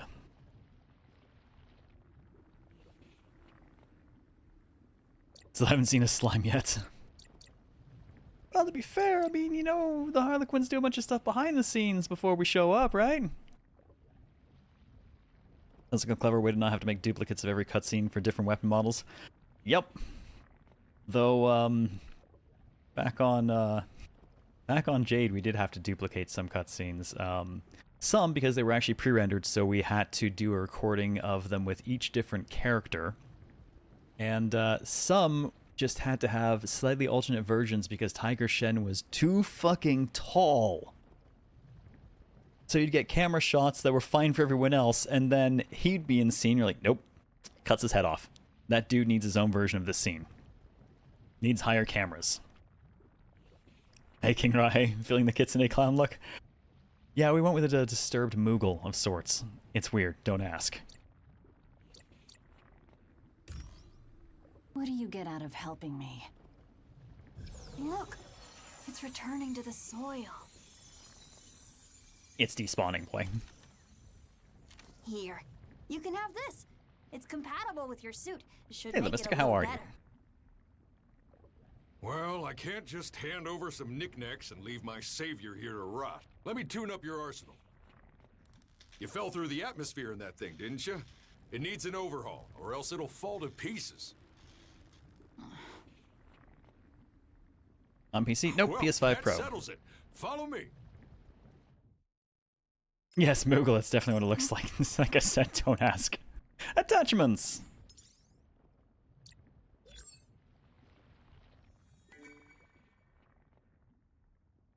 I don't think it got me to the tutorial I expected it to get me to. Well, World Map allows you to place pins and icons, as well as check on fast travel byways, enemy drops, and mission statuses. Areas not yet visited or covered by a veil will be uncovered once they are visited. World Map is accessed by the World Map tab in the game menu, or, you know, the touchpad. Let's see. Our icon looks like a Star Trek chevron. Ally units are a blue Star Trek chevron. Enemies, Colossus, Arsenal, and Normal, varying types. Destinations by color, and wreckage and carcasses in little ink red markers there. There are apparently fem trees. But are there men trees? I don't know. We have byways, base points, facility and cave entrances, and consoles, all of which I'm sure will come clear in time. Good to meet you. Now can I Where do open you it? go There by, we go. stranger? This is what I was trying to open. Can I have a second actor just for cutscenes? Don't know, maybe they could share attachments. No, a lot of those scenes actually played out in-game. Not pre-render or anything like that, so people's actual physical location in the world was required. We didn't have camera tech at the time that was capable to, like, say, attach to a specific actor to be at a different height or anything. We had to tell them to just... We had to tell things to use specific cameras all the time, and to be fair, a lot of these cutscenes were actually written. This is the pure nightmare material for you. Jade Empire's non-pre-rendered in-game cutscenes are scripted in text with a massive stack of delay commands. Which also meant they were very specific about what cameras they were grabbing, so we would have to create separate cameras for the taller gentleman, and then have to branch the script a little bit so that if you were playing as Tiger Shen, we grabbed a different camera instead. Yeah, I still somewhere have one or two of the scripts for the scenes, and it's just lines and lines and lines of delay 3, do this thing. Delay 3.2, do this thing. Delay 3.5, cut to this camera. Like, they were it was a different time. And it was mostly fine-ish. Except every so often, a new build would drop, and Art had done some work on the area, and that meant the collision had changed, and now people weren't teleporting where you expected them to be, so the cameras were all wrong, and people just weren't there, and... Or my personal favorite, when we had finally we finally decided that we would actually just, for the really, really rough ones, we would just record them, incredibly low frame rates, and then correct it in Premiere, do our cuts that way, and we could get some slightly more complicated ones using the in-game stuff that way. Then they changed the character model. And we had to go back. We had to re-record it. But we couldn't just re-record it, because the art for the area had also changed. When the collision had changed. So we had to fix everything. And then re-record it. And re-edit it. I'm so glad it was my first job in the industry, because if I'd realized how brutal it actually was, I might not have stuck around. But that's okay. The horrors of that prepared me for Mass Effect. Is this like Armored Core at all? It's, I mean, ish. I don't think it's going to get anywhere near as tech ridiculous on the stats, though. That's brutal. That's how the game dev do. It's all lies. It's all hacks. It's all bullshit. It's tons of bullshit. Attachments can add additional effects to armor and weapons. Attachments can only be installed on equipment with available slots. Different types of attachments can be attached to different equipment. I want to stick a silencer on my sword. Very tiny stabs, quiet. Attachments can be equipped at the hangar. Seriously, can you imagine? Stick a suppressor on a sword. Now you're a stealth class. Yes, all the hacks in Mass Effect. Running is not actually running at all. You're never any faster. The invisible cubes throughout the world. Yeah, so much bullshit. You don't have many friends, do you? Well, you can tell me your name when you feel like it. But man, you pack one hell of a punch. Sticking with the silent treatment, huh? The Kratos. It's a Vambrace. Ooh, armor. You know, I used to live in the garden, too. Along with the 3 supreme leaders of the Sovereign Axiom. Osteo, government head and commander-in-chief. Caldia, director of science. And Soma, military chief. I was actually helping develop arsenals under the Bureau of Science. Caldia's turn. What? Oh, that got your attention, huh? Had a love of tinkering with machines ever since I was a kid. That was my ticket to heaven, even though I'm just a human. Even that thing you're wearing right now has got functions I developed. That halo in the back, the expansion unit, the way it connects directly to the outer's nerves, the brainchild of yours truly. Leave it to me. I'll get your arsenal working like it's fresh off the line. I guarantee it. Guarantee? Not a guarantee.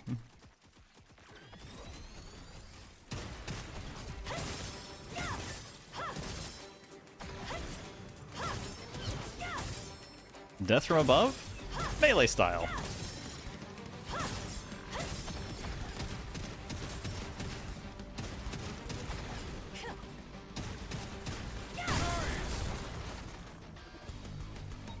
Now give me all your shit. Ooh, what do you got? Another machine gun. Active homing missile. Oh yeah. Shoulder weapon and auxiliary. L1 for shoulder weapon, triangle for auxiliary equipment.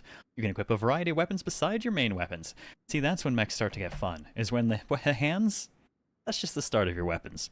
When you start bristling with weaponry everywhere else. That's the good shit. Shoulder, okay, we got an active guided missile. A shoulder weapon that launches missiles which explode on impact. Missiles track locked on enemies, can lock onto multiple enemies with a dedicated lock-on sight. Shots fired increase proportion to lock-on time. Hold L1 to start, release to fun. Excuse me, sir, I need to have fun on you.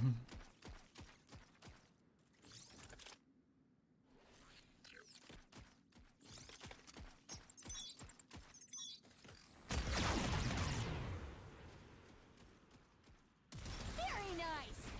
Boom! And that's how we fun.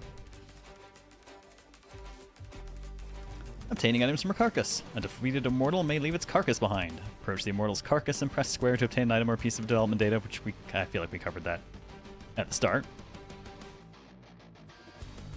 Keep thinking it needs process. Since I've never worked in the game, I don't know enough about what goes on to make a more efficient process. The answer is, for the most part, there is no such thing as an efficient process, because as a creative endeavor, far more changes during development than not. It's not like software where you can go in with the initial spec, and the initial spec is actually what comes out the other end. Not even close. The only way to survive it is to be fluid. Be fluid or die.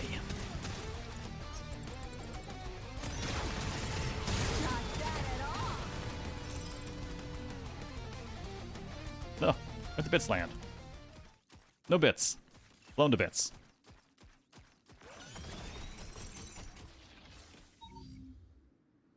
Development data for the Kratos, development data for the Faint Hope, which is a handgun. Ooh, would it look a good handgun? Or development cable, or flat cable material. I'm gonna just... Development data. Used in developing equipment at the factory. Defeating an immortal can sometimes yield development data. I kind of like you have to pick what you loot off the thing as opposed to just getting a wall of loot off of everything. A little bit of extra decision making.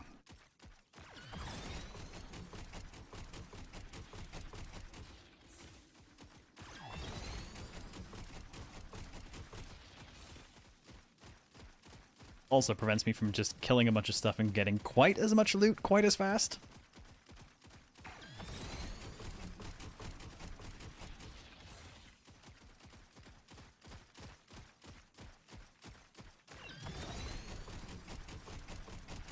Yeah, I really feel like their run in the suit is inspired by Anthem. Running in the starting suit in that felt so good.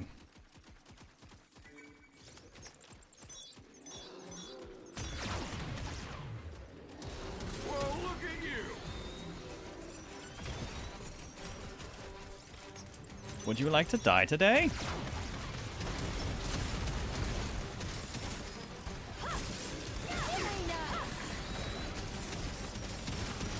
Do you need a hand?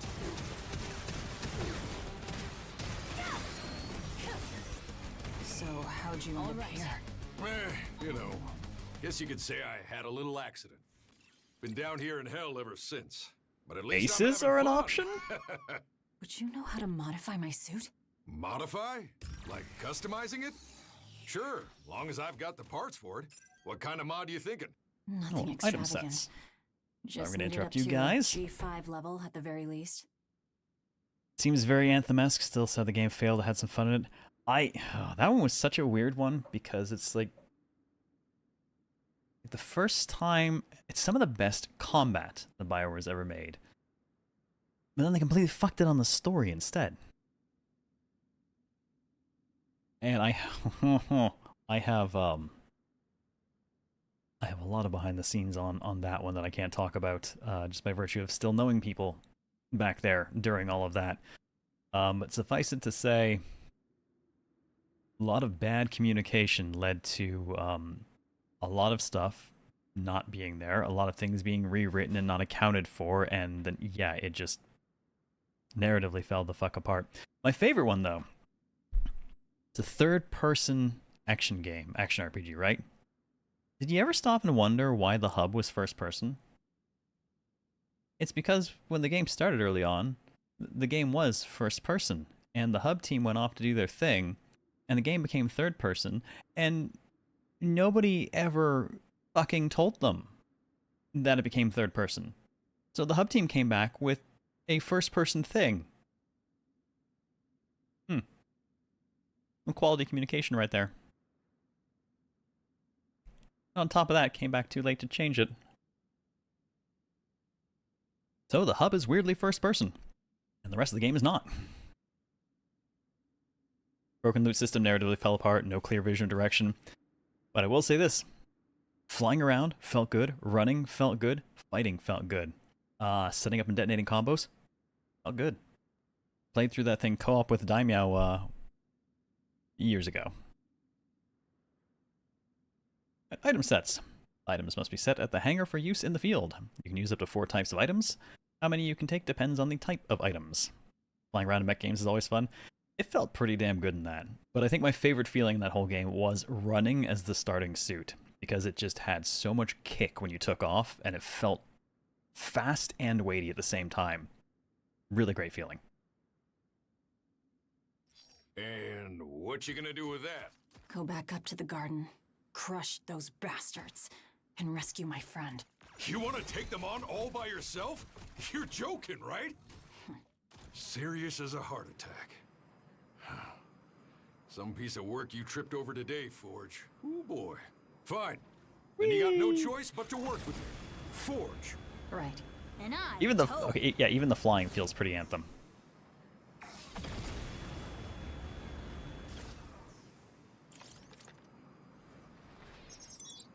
Hi, how's it going?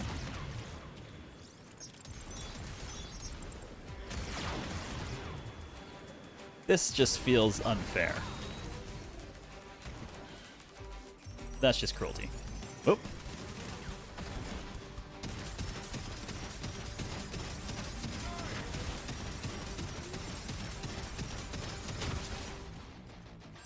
Okay, to be fair, I was not alone in the air, apparently. Alright, already got some development data for this. Let's take development data for the Kratos. You just had the high ground. Those other things apparently nearly had higher ground.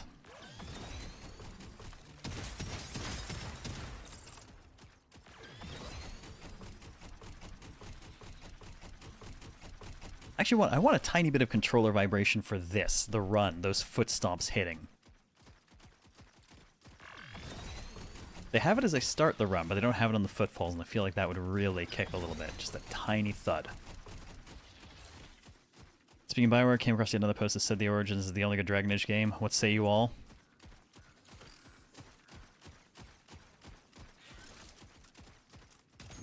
Didn't play the third one, can't comment. Didn't play Veilguard, can't comment. There's stuff I liked about 2, but I also dropped it because I had enough issues with it. Origins has the unique distinction of being the first Bioware game I actually would have finished playing through, because I love them, but I always quit somewhere in the third act.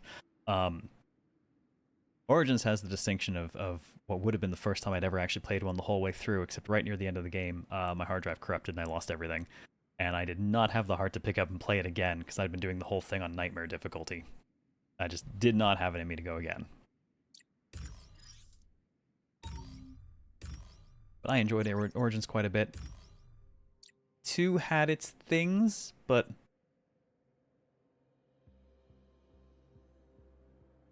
it lost a lot of the tactical, and I didn't like it because of that.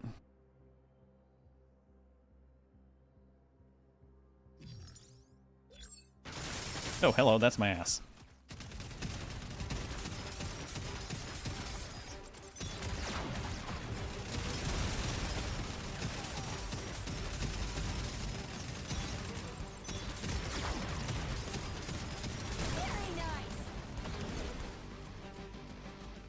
Excuse you. Another Thunderbird. Not quite as strong as mine, better basic damage, less total overall. Potentially, maybe a better sword. You know what? I'll just send it to Hanger. Machine guns, capable of firing rapid fire physical bullets. High rapid fire capability, instantaneous firepower. Critical hits greatly increase damage. Zippity zip. Still something else up there.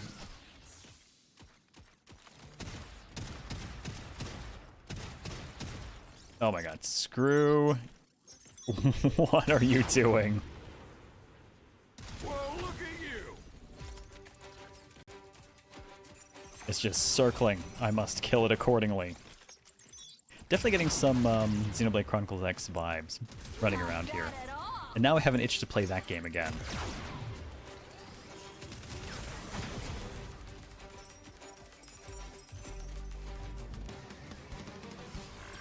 God, I love that game though.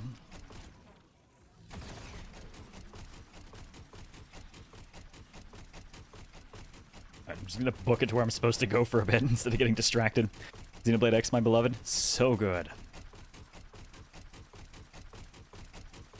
Don't think Veilguard was as bad as the internet wanted to sell it, but as Dragon Age falls flat, spectacle without substance. Yeah. Honestly, I gotta be honest. Like, for the longest time, I didn't even realize that Veilguard. I didn't realize what it was because every time the capsule art for it popped up anywhere on like my PlayStation feed or anything, the arrangement of the characters and the coloration of it, I assumed it was a fucking Fortnite ad and just glossed over it without ever looking.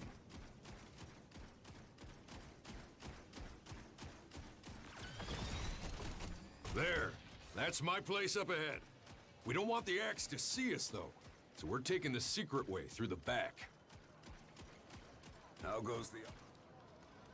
I would still love a Xenoblade X2 as well, yeah.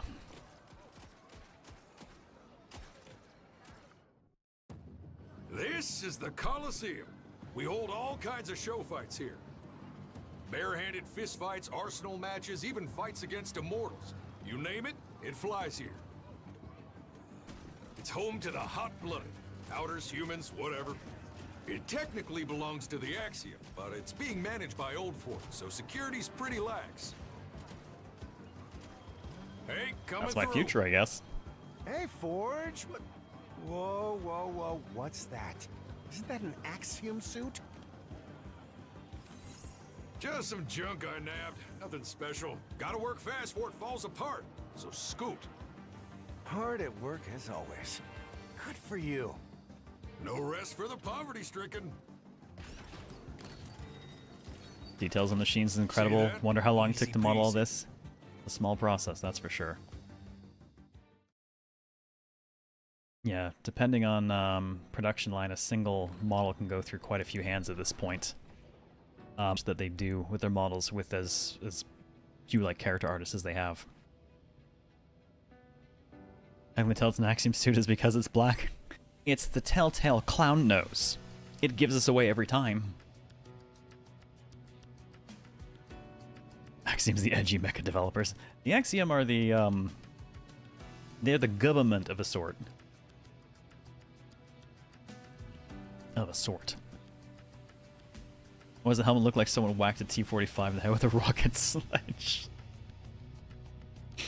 That might be what it is. Who knows?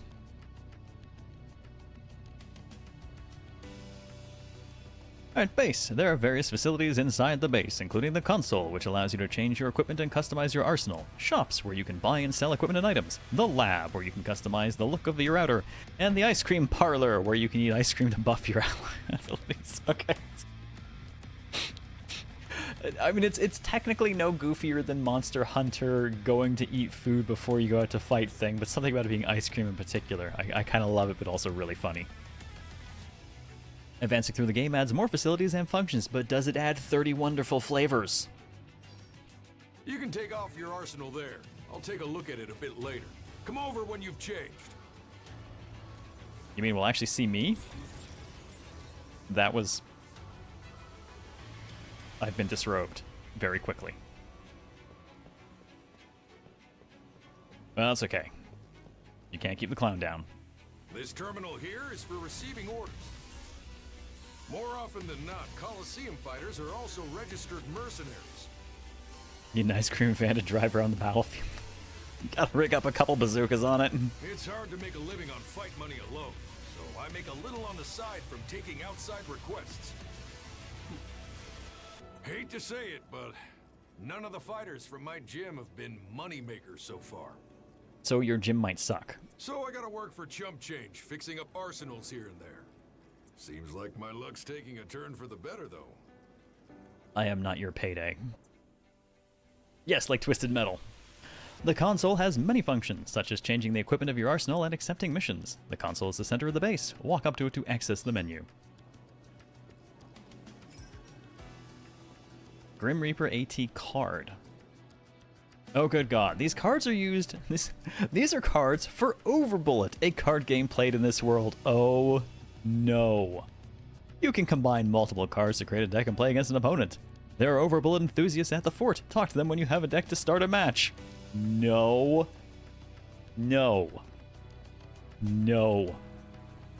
I already have enough card playing issues between temporary triple triad addiction and current MTG addiction and the looming Riftbound addiction. There will be no card gaming in my game. Why does a mecha game have a card game? Because you gotta do something when you're not stomping around or when you're too much of a pussy to get in the giant robot. But really, yeah, why not is probably the correct answer. Honestly, as far as the setting goes, it does not feel wrong here. You 100% of the card game, it was insane. No, thank you.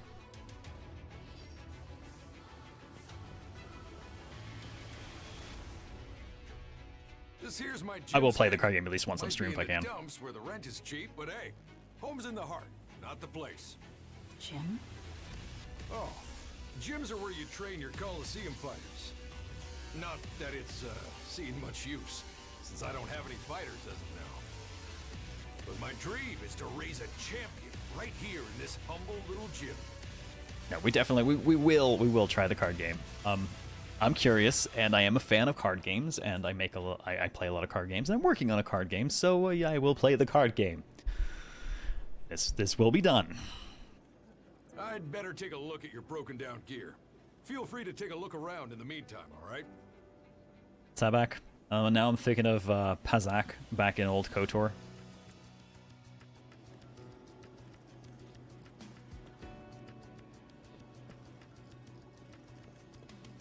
We got edit, George's voice, and Toby's voice, so I guess we can change things there. Alright, Tobes, where are you? Is there more stuff I can steal on the way to you? There's the ice cream shop owner. Oh. A Toby card.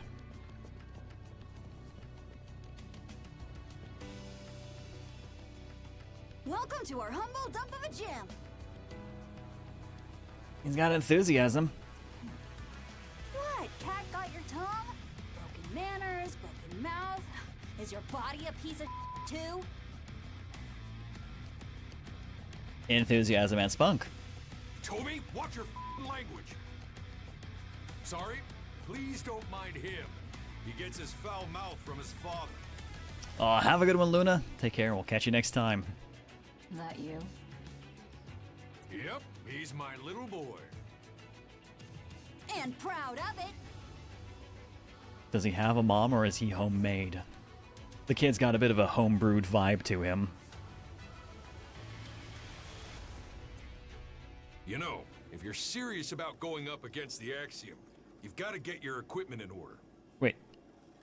Join my gym and become a fighter. You Getting get away from gear him. and I make money. It's a win-win. What do you think?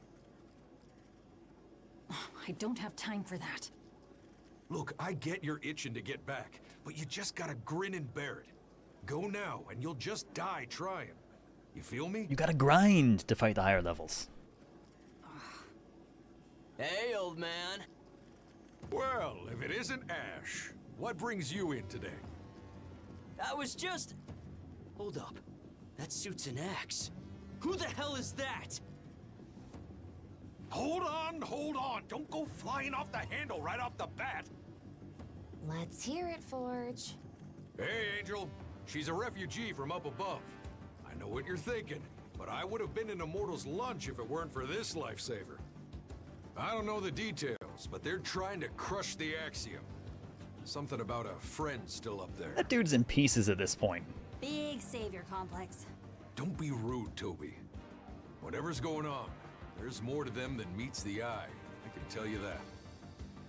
Is that true, Toby? Yeah, she really saved us. She said she's gonna go back up to the garden, crush those bastards, and rescue her friend. You expect us to believe that garbage? I'm telling you, it's the truth. I was already planning to introduce her to you. Are these two reclaimers? That's right. You're both after the Axiom, aren't you? So why not team up? Combine your strength. I don't know. He seems like a I'm dick. in need of a new arsenal, new equipment, and money. I'm for sale, and you're buying. Huh? Just who the hell do you think you are? Sounds like Johnny Are on you Bosch. telling me you're worth the cost? I'm worth more than 100 of you two. You want to say that again? Such I don't think so, though. confidence. I'll take you on, either one of you. Me? I can take you. Hold up. I haven't even fixed her arsenal yet. The broken arsenal will be enough. You cheeky little... Great. We definitely have personality. I think I'm a bitch. Yes, we're selling ourselves. I'm selling my body to science and violence. Set the highest price you can for your skills. Started hearing Nero whenever he got excited. Fair. Yes, we watched him get bisected in real time. He's 2 sides of beef in a meat locker at best at this point.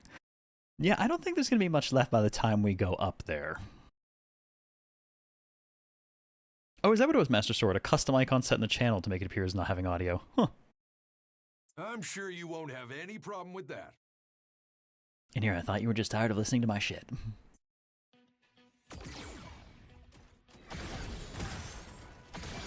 Take this!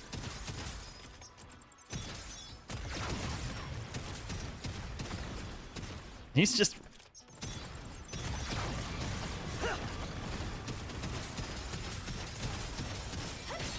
What's some of this?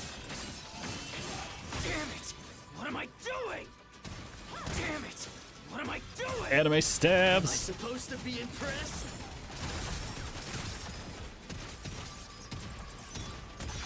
Take this! No way out! I ain't gonna fall here! This! You won't get away with that! No! No way!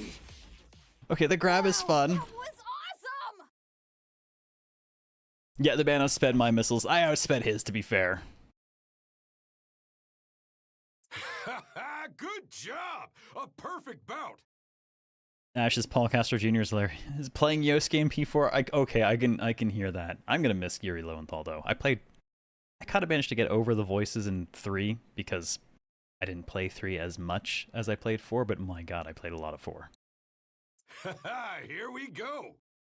Take some time to get used to the changes. All right, now we're talking. We're overloaded with inquiries. Makes sense, though, after a bout like that. Bitch, you got clowned on! We're gonna be real busy. Honk. What are you talking about? It's like I was saying before. You can't make enough dough through bouts alone. So you advertise your mercenary skills by fighting in the Colosseum. You're up to the challenge, right? Why? Why should I? I won't give you a raw deal. Promise. Just leave it to me. I don't know you. That was quite the show. Goddamn freak! She's an outer! I don't care how strong she is, I don't trust her! I'm also against her joining us. How do we know she's not a spy? No spy with half a brain would make a point of standing out like she does. I guess you've got a point about that. Best spy, hide in plain sight with a clown nose. Maybe she can help us rescue Raven. Fine. You've proven your worth, so we'll buy your skills. You work for us, from now until you're fired or dead. Hey! That's not your decision to make! I'll explain later. I'm Kinda sounds like Brad Swale Rain sometimes. Angel. For reference, I'm the acting commander of the Reclaimers Old Fort branch. His name is Ash. And now What's it's yours? purple. Dig off, Guzmark. What? If you stab us in the back, I'll kill you without a second thought. Got that? So I stab you in the back, I kill you first, is what you're saying. Try. Well, got a little dicey there, but I'm glad it's all settled now. Let's just kill that guy first. Clearly that is the goal here. We're gonna betray them, we kill him first. Shops unlocked. You can now buy and sell things. Factory unlocked. You can now develop equipment from the base console. Hey, good news! Business is booming, and we've got ourselves an order. Go ahead and use the terminal over there to check on it. There's a bypath the Reclaimers use to link up. It sounds like some immortals have settled there, so we gotta kick them out. Basically an extermination job. Easy enough for you, yeah? I refuse to help any of you. I'm leaving. Missions unlocked. Mercenaries receive many types of requests. You can accept them as missions. Missions can be accepted at the base's console. Once a mission's objective is achieved, you can report completion of the base's console and receive your reward. Accepted missions can be cancelled. Cancelled missions can be accepted again from the base's console. No CLZ, we leave him for last, and we've already proved we can curb stomp him anytime. Fair enough. You are being tutorialized, do not resist. Resistance is futile. Press X to continue. Show objective. You can advance the story and missions by achieving their set objectives. Story's objective is shown on top, while the mission's objective is shown on the bottom. You will see only one objective from the missions you have accepted. You can toggle which objective is shown through the missions list on the world map or the missions menu on the console. Co-op play has been unlocked. Anyone actually played co-op? Like, what's the structure of that? You can create and search for parties through the online menu. Starting a search will automatically look for joinable rooms. You can look for rooms that have a password. You may not be able to join some missions depending on timing. You cannot rejoin parties with players who progressed. You cannot join parties with players who progressed further than you. Rejoining a party restricts initial values of stats such as VP. Grand entrance. Joining a host party in co-op play will begin with a grand entrance. Joining in the midst of battle can have an offensive effect on your surroundings. Each grand entrance has a different effect. If you have multiple types of entrances, you can switch them around via the grand entrance menu in player settings. Well, at least you get to show up with style. Of course, I just want to show up like Helldivers 2 by landing my pod on my friend's head. Hey there! Welcome. What do you have for me at the shop? Research is fine, but development, that's what's up. The factory! You can use the factory to develop new equipment. The parameters change for every development data, even for the same equipment. You can compare parameters before requesting development. That explains why data showed up for the same item a couple times. Equipment development requires development data and materials. What does development look like?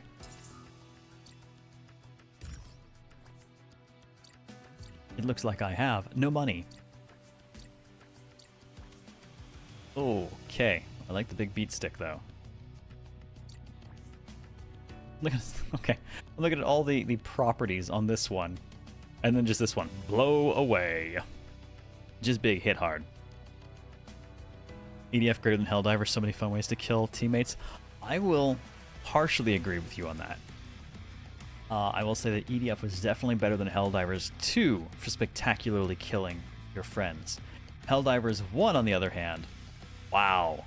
You really could spectacularly kill your friends at the worst possible ways and times. Even when you were trying desperately not to. It was a bit harder to do that in Helldivers 2. Here to stock up on items and equipment?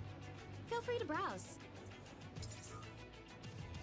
Equipment can be bought and sold. You can compare parameters before buying. New equipment will be added as the story advances. I look forward to having 1,000,001 of the same item that I don't really care about anymore. I don't want to be selling stuff right now. What do you have to buy?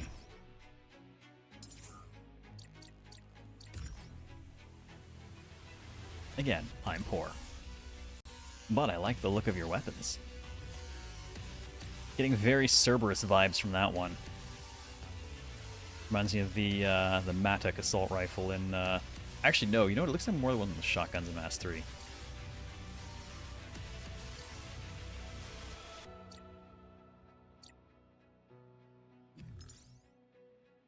Yeah, fixed camera did a lot for Helldiver 1's Mayhem. Not being able to get off-screen from your friends and having shit just... I'm calling it a tank! And then it lands on your buddy.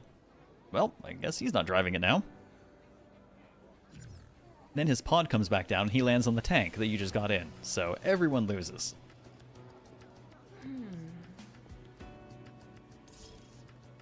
Okay. Loadout first. You can record the equipment status of your arsenal to be recalled at any time. You can save up to 10 different loadouts. I do appreciate a good loadout system.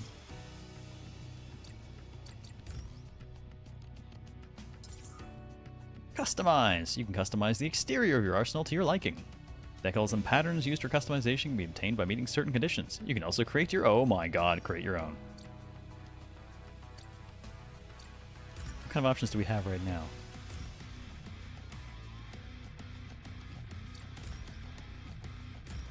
I think that's what... Okay, I think that's just what we're using right now.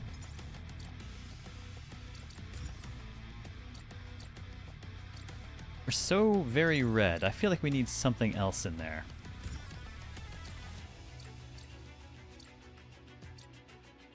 Oh man. Okay, so this actually does make me think a little bit of Armored Core. A lot of visual customization.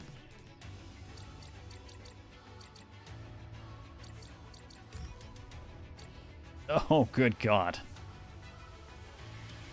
That is some... Ugly ass camo. Too dark.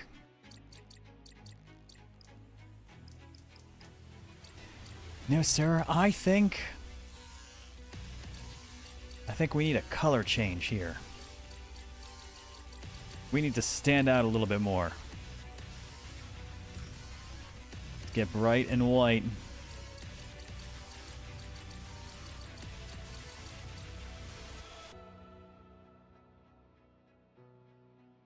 There we go. Let's just make ourselves stand out a little bit more because, oh boy, everything dark.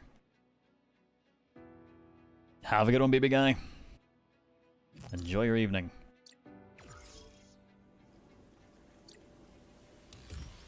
Okay, let's take a look at our equipment. Mostly I just want to swap some stuff around.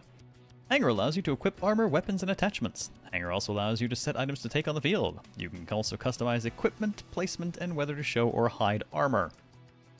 You can customize the look of your equipment at the hanger. You can change the placement of your weapons on your arsenal. Placement does not affect battle performance. I'll basically just wear it sheathed. And you can choose to show or hide each piece of armor in-game. So I could look like I'm just running around.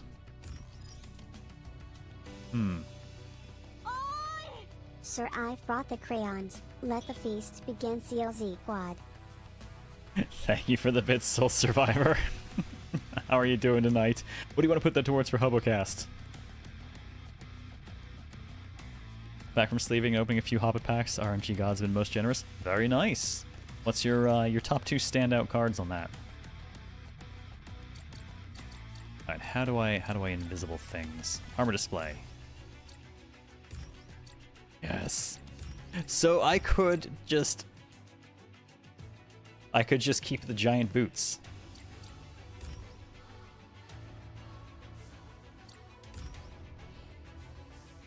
Oh, that looks so disproportionate.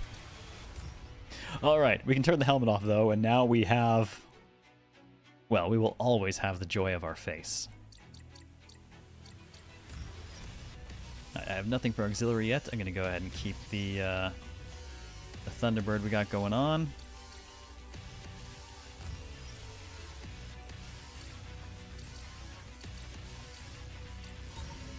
Let's get the assault rifle for that side, and there we go. One of the weapons swept over. Alright, and if we need to swap around, I guess we have the machine gun on that side, and I don't think I really have anything else I could put on this side unless I want to do 2 assault rifles at the same time. Which I guess I could do while I use the shoulder weapon.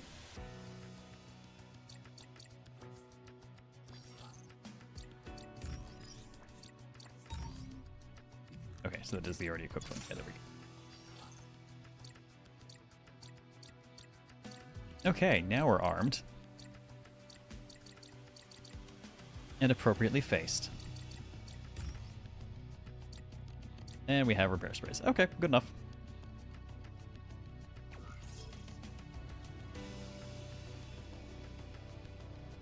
Oh, you opened 2 Gleaming and Splendors. Fucking nice. That's what I'm thinking of. That is rising in cost rapidly as kind of the smothering tithe at home, but not quite at home. It's a lot better than that would imply.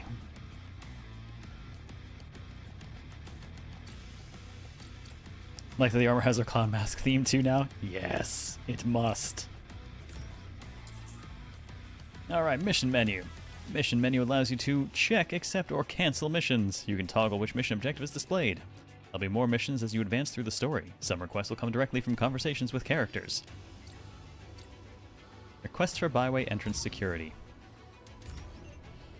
A byway near the fort that was previously used by the Reclaimers has become too dangerous to use due to immortals settling there.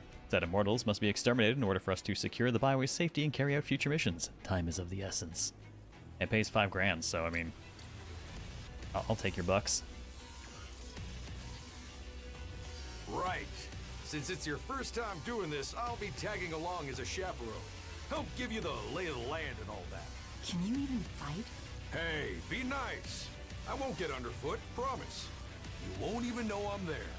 We'll head out as soon as you're ready. Yes, send in the clowns.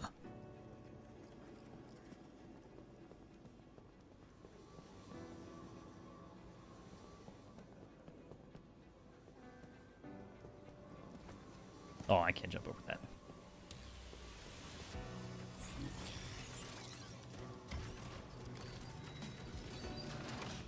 Off we go in our suit. The fort, pins and stamps. Pins and stamps can be set anywhere by the player. When in multiplayer, only locations with shared pins are visible to other players. And we have a fast travel menu. You're terrible. I just like to be reminded of that. I appreciate it. Wait, what did I do? What did I do, Dakar? I mean, yeah, I don't disagree, but what did I do this time specifically?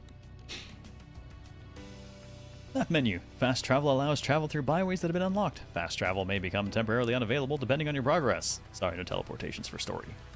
Accepted missions allow you to check on the missions in progress. Enemy drops allow you to look up enemy information. Meeting certain conditions, such as finding even one item while pillaging wreckage, will update dropped item information for that enemy.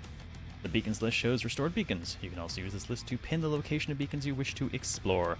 Send in the clouds. Hey, I was quoting from chat on that one. It's not my fault. My only claim to fame statement, I think, from this week has been the paw is law. Alright, well, I guess throw me out. Pulled the paperback art Gleaming Splendor during pre-release and just checked the price. Oh, nice. What's it up now? Toby, setting out. The kid's coming with? Alright. Consuming and recovering Femto. Using skills, boost, and flying all consume Femto. When Femto reaches 0, actions that consume Femto can no longer be performed. Somehow different from stamina. Femto slowly recovers as long as you do not use actions that consume it. In order to recover it quickly, you can absorb it from Femtrees and Femto crystals.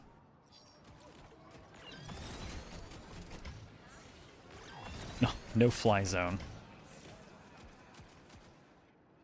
Supply base. A supply base allows you to change equipment or recover from armor break.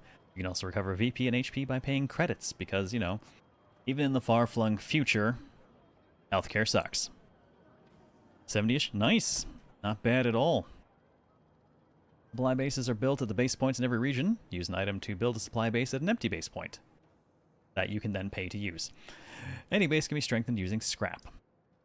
If you enabled online feature usage in online settings, you may see supply bases built by other players. You can use and disassemble supply bases built by other players. Okay. Turns out he was wrong. Capitalism is, in fact, in space. Space. Yeah.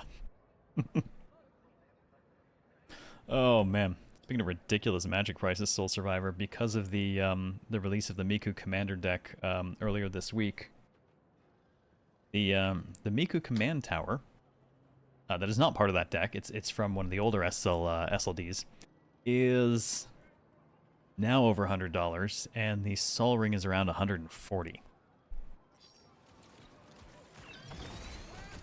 Glad I got those a while back. Aw, no fly. Now I can fly.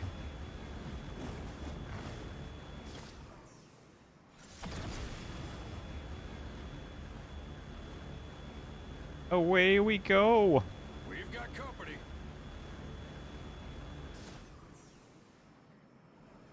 Do we, though? Do we really? It doesn't seem like we really do.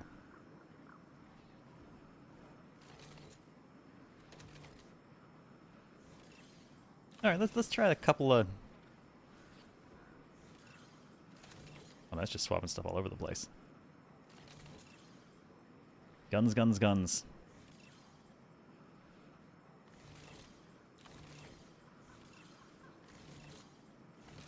Oh, it's swapping a little bit more. I guess those are two-handed.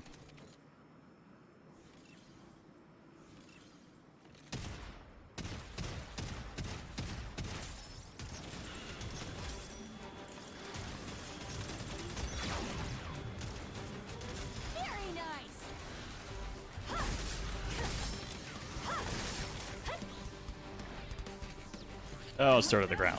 Whee! Okay, that works.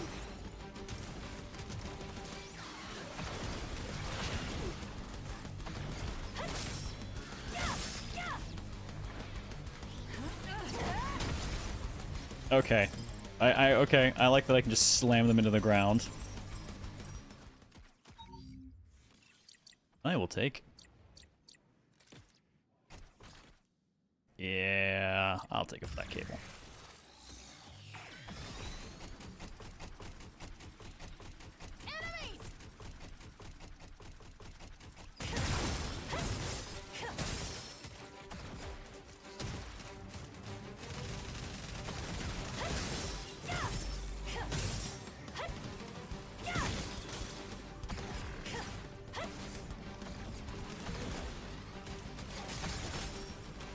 Excuse you.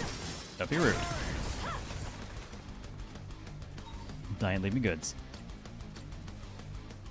Sure, what the hell. Keep an extra Thunderbird around.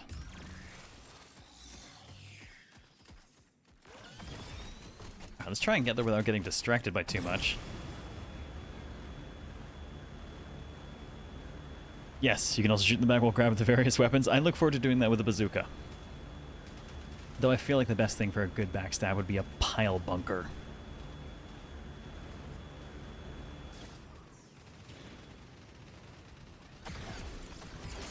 Well, that seems to have attracted some attention.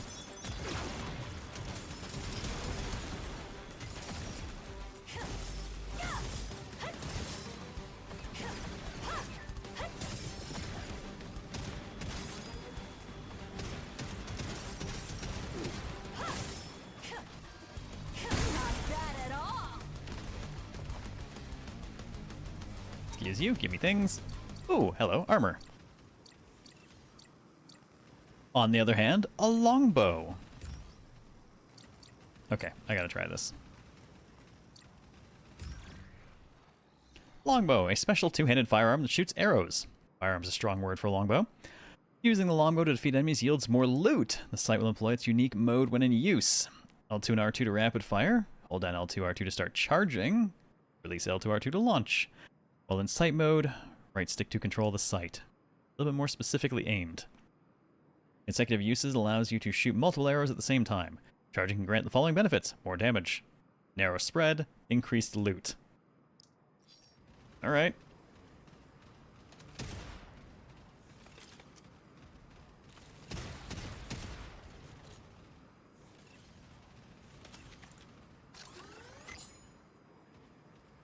That's interesting, and it takes away my stamina. Okay, that's gonna be a little weird, but sure. Now let me just put my sword back on that side. There we go. Alright, that's better. Like keeping my gun on L2. So now I'm curious what happens if I shoot them in the back with the longbow. I wonder if that'll even work.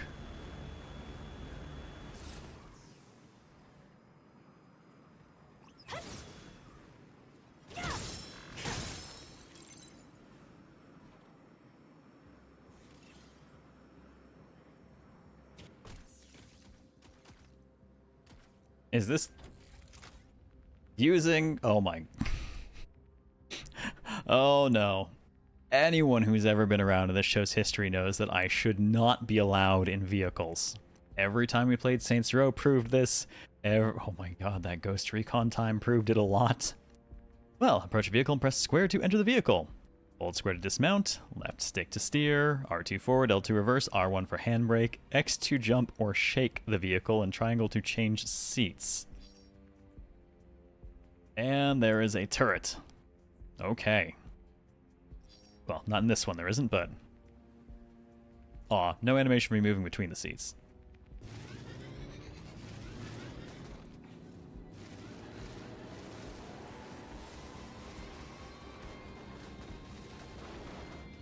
Handbrake. Oh, this feels really weird. I think I'd prefer if the camera was automatically staying tracked to my back, though, as opposed to me managing that separately, too. Immortals located. I wonder if I can run anything over. Oh, they're in the air. Well, never mind then. Talk about playing rough.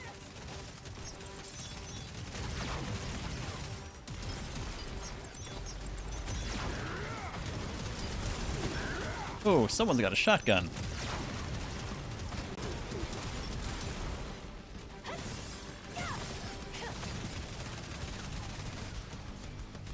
And that's someone who better be me soon. Yes, get the bulk of the missiles on one person.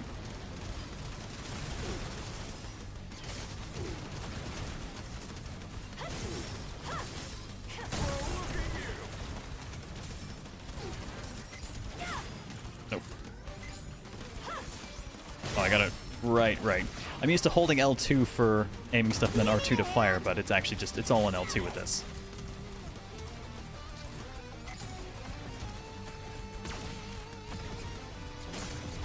Excuse you.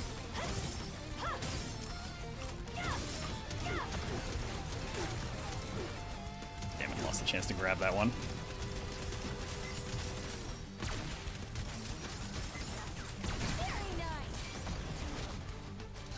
Solid when it hits.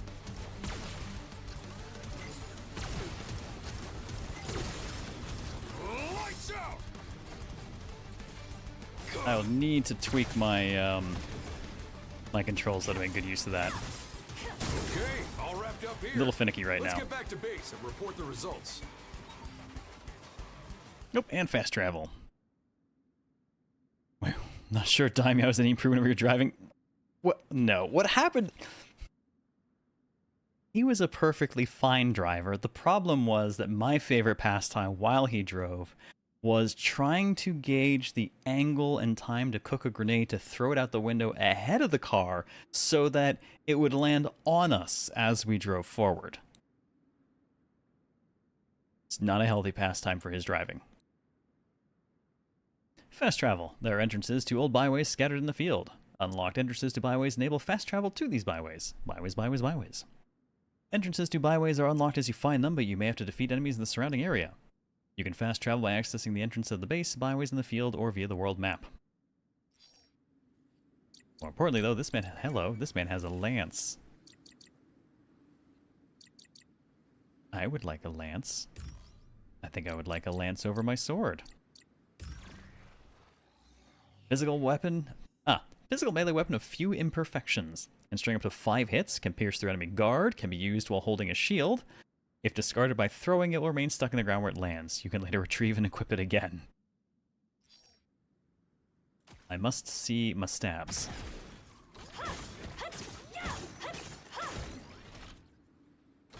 It is indeed very stabby. This is a happy. And there's the shotgun. Oh, god damn it, he's also got a two-handed sword, though.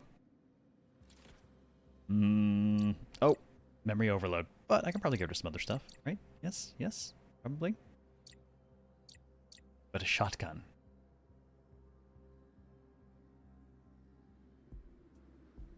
Yeah, we gotta try a shotgun. Firearm that fires laser buckshot. Laser? What the fuck is laser buckshot? How does that work? It's very refracted.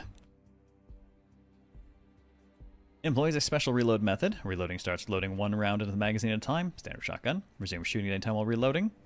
Femto corrections applied to laser weapons depending on remaining femto percentage. Shotgun. Just smile and nod. Fine. Let's see. Lightweight, Cuirass, another machine gun. Grenade. In the auxiliary slot. A grenade that emits a powerful explosion. Explodes after a set amount of time or upon detecting an approaching enemy. Throwing distance depends on grabbing and throwing performance. Don't mind if I do. Laser buckshot is basically aiming a flashlight in your opponent's eyes and turning it on and off. No, that's a laser machine gun. Immortals, huh? Careful now. I might as well at least check out the byway.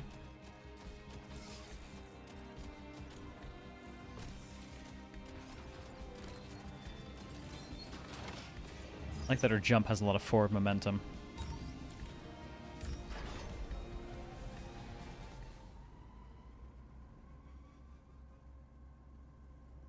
It's interesting so far, but I definitely feel like I'm going to need to spend some time in all the control options, really tweaking things to get it to feel the way that I want it to.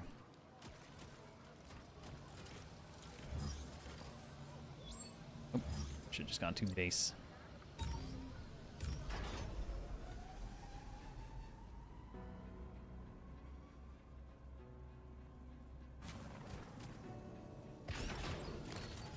Let me in, let me in!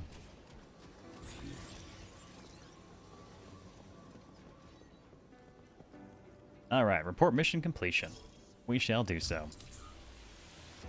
Reportable.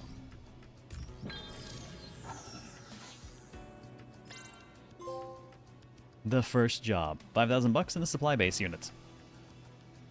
That's what your character does when you run around in obstacles. Fun too. Yeah, I like that. Very, I'd be great at football, I feel, in this character. Subject, his brutality has to stop, and subject base function expansion. Recommended Merc rank 4, recommended Merc rank 2. Well, I guess we'll do that one then.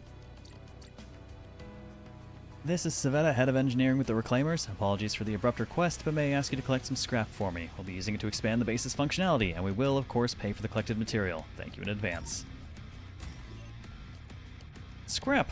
Acquire scrap by destroying crystals or defeating enemies in the field. Give scrap to specific Reclaimers to expand your facilities. Scrap can also be used to invest in leveling up supply bases. I like that we get to level up our base and such. I knew you could do it. On another note, there's somewhere I want to take you later. Come talk to me when you get a chance. And we've got Merc rank. Your actions in-game affect your mercenary rank. You can gain mercenary rank experience points by completing missions, defeating enemies, and reaching new areas. Gaining a certain number of experience points raises rank, and reaching higher rank lets you obtain rewards. I feel like that at least is fairly obvious. We'd appreciate your assistance with upgrades to our facilities. I'm Savetta, the head of engineering with the Reclaimers. What if I already have what I Let's need? Skip the formalities. I would like you to gather immortal parts for me. Why do you need immortal parts? As immortals have evolved in myriad ways, so too have their parts become precious treasures in turn. That Monster Hunter angle. Kill it, skin it, turn it into a hat. As such, they're valuable commodities at the fort, and Reclaimers often process them for resources.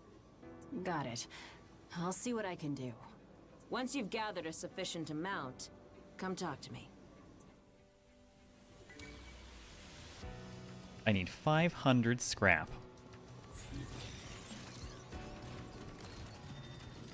Well, I guess we'll just go back out and murder things then. I still have the itch to play more Beast of Reincarnation as well. Killing robots is just fun lately. I wonder why. Used to the ground yet? Don't forget to check your map.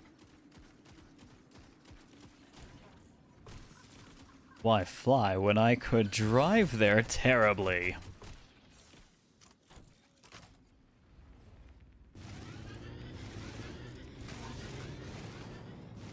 Aw, man, everything is... Never mind, everything's always flying. I keep hoping maybe I can run something over, but everything's airborne. We got an enhancement kit.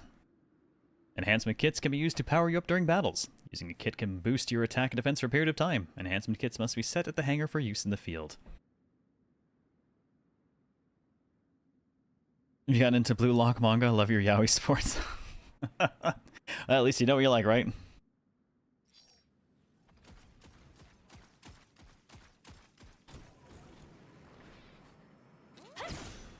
Must stamp things. Oh my god. You know what? Go to hell. Nice! Let's go! Lights out!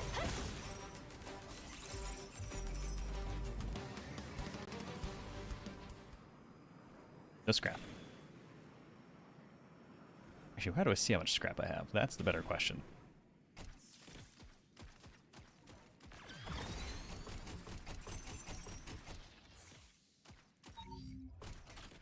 Development data for the Faint Hope and rapid fire capability up. Sure. That's gotta be the end. I see you. That's oh, I was gonna say that's a whole ass vehicle, but no, though they got out of the vehicle. I feel like they shouldn't have done that. Damage sustained. Still operational.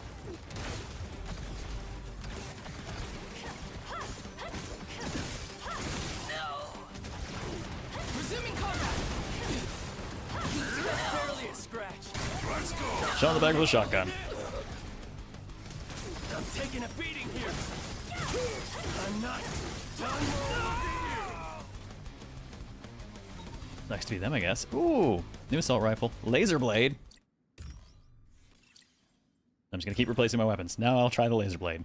Laser-based melee weapon. Can string up to 3 hits. Easy to use with wide critical range. Femto correction applied to laser weapons depending on remaining femto percentage. Many laser weapons... Oh, finally femto correction gets explained. British Brat, what is up, dude? How you been? Been a while. How's life treating you? Now, the fact that they're called Reclaimers is fucking with me a lot because that was the name of a highly racist elven faction in a homebrew D&D campaign. Well, I mean, to be fair, they are highly racist too. So, you know, it still applies. Many laser weapons receive an upward correction of the damage power when remaining femto is over a certain percentage. Percentage of femto remaining for correction to be applied depends on the weapon. Damage power correction value when femto is correction is applied depends on the weapon. Pretty much just got said twice. Welcome back, extra crispy Satan. Words, what even are they? Life is good. How you been? I have been well. We're doing the 10th annual HoboCast because I still do that shit for some reason. I even came out of pseudo retirement. Noxious glitter.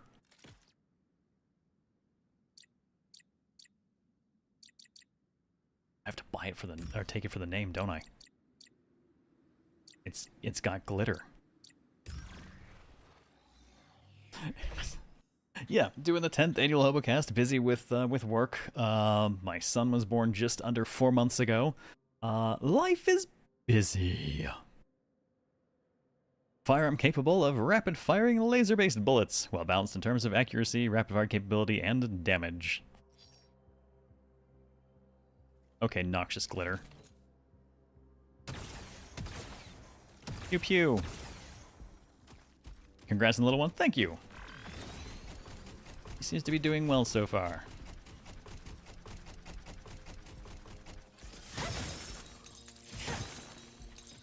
Now I'm a Gundam.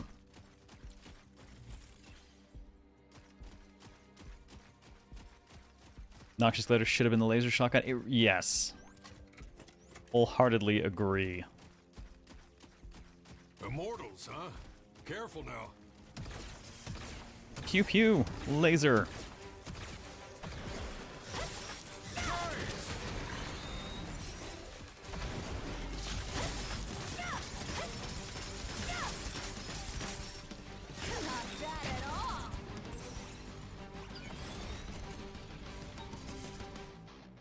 More development data for the Rage Loa, Kratos. Oh, that is heavyweight though. Definitely gonna. I think we've already. No, we don't have one of that. Take that. That's the left one. One to my heavy.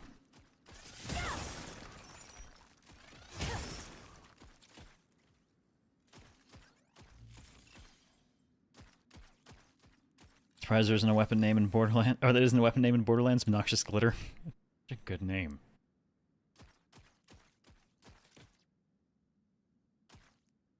Still can't get over freaking clown face here. Or the fact that I actually let y'all talk me into it. That's on me, though.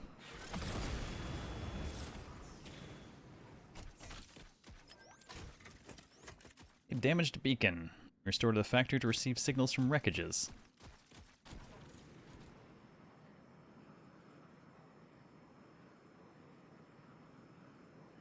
Immortals located! I feel weird being able to fly right off the bat as opposed to it being a thing I get later on that, like, opens up the world, you know?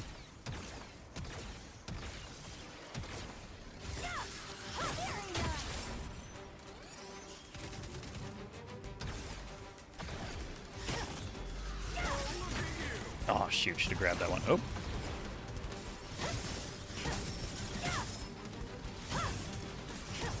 Someone's cruising for a bruising. Did you really just say that in the year of our Lord 2026, guy? God, now I feel really old.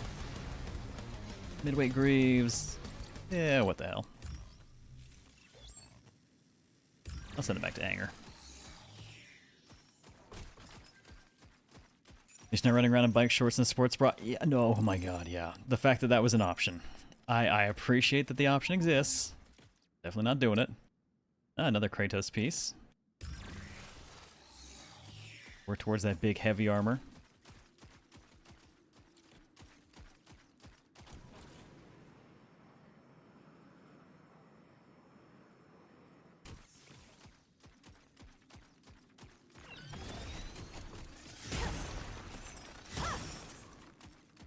Not certain entirely what I'm up to at the moment. Should probably see if I have sufficient scrap. I wonder if I just need to talk to her and then see about turning stuff in. I thought it'd be a thing I collect while I'm out, but since it's still at 0 of 500, I'm going to assume not. So to that end, let's oh wow, so I can fast travel to it. I guess they're just very kind with fast travel in general.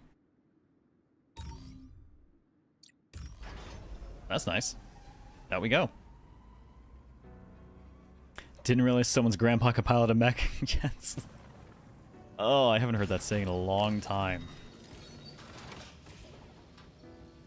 Map mode is where it shows it? Oh, is that the 824? I hope so. Gonna find out in a moment, I guess.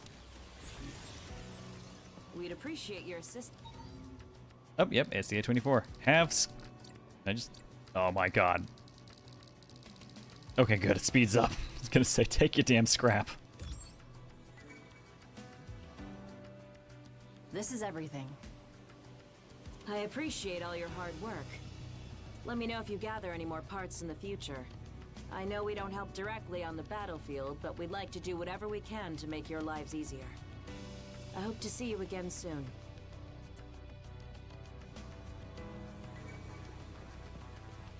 Not a huge fan of some of the menuing so far, but I think some of that's just getting used to things. Alright, we can report this. It's a reserve magazine and a little bit of cash.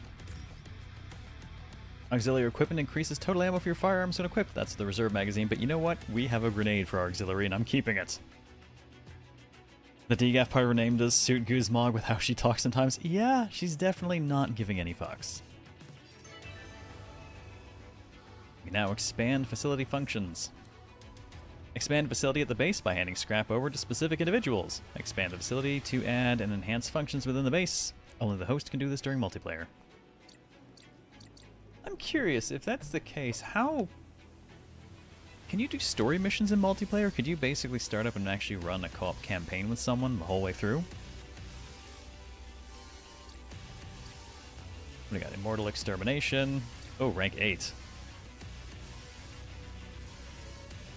Oh, that's way above our rank. But, I'm going to take this one that I shouldn't be taking. My friend Aride is trying to stage a raid on the Axiom. Before, he'd just throw rocket Axiom soldiers every so often, but now he has a whole arsenal and he's planning a real raid. Please stop him before he takes things too far. Or, we help take things too far.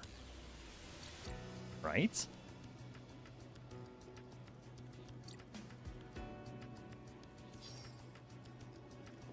Because that's how I read that. Hey! Sorry for the trouble.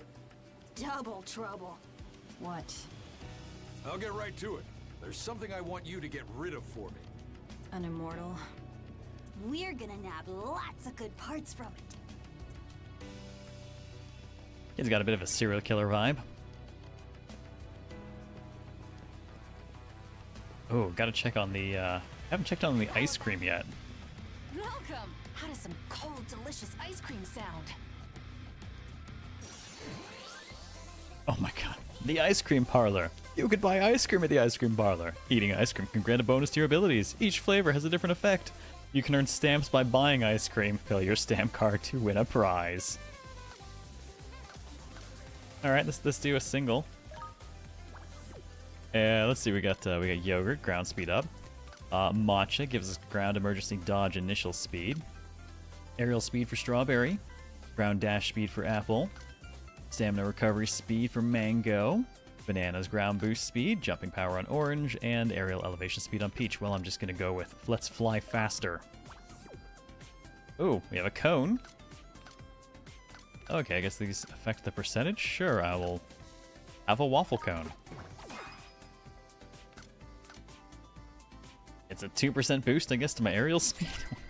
Sure, give me some ice cream.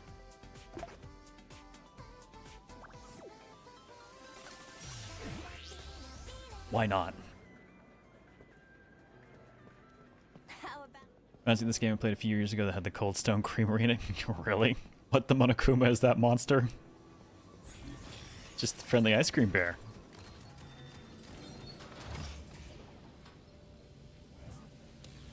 Alright. My target be that way. So this would be the closest.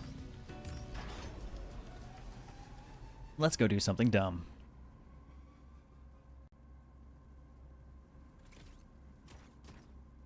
So, what are my orders? Forge is basically useless in battle, but he just can't stay away from immortals. The materials it gets from them are worth the risk. Every so often, if you keep your eyes peeled, you'll find treasure hidden in the parts they take in when they self-propagate. Once, I found one that swallowed a whole arsenal. Now that one made me some good money. The things are practically walking. Can I go over mountains? So it's all for the money. What's wrong with making money? You know the saying. Those who don't work, don't eat. Money's a part of it. We've hit our altitude limit. It's not the whole story. They all used to be different animals in the past. Don't think I'm gonna but get the any femto further up caused around them to that. mutate. Might sound strange, but there are even humans who've mutated, but failed to become outers. They don't look like they used to. They have no memories of the past. They can't even die. Pretty sad, isn't it? That's why, tougher now. I'm spending the rest of my life letting them leave this world in peace. The rest of your life? What can I say? Maybe I'm a little possessed by the immortals myself. Well, they're talking about their thing, but I'm gonna go do my thing instead. Which is recommended for a couple ranks above us, so it'll probably do terrible things. UI is definitely whiplash compared to the normal look of the game. Yep. Definitely is that.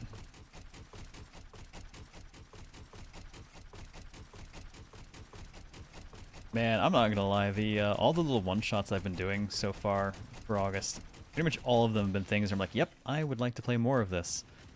And that's gonna be dangerous, because I don't really have that much time. So far, though, I have managed to get back to Montabi to play more.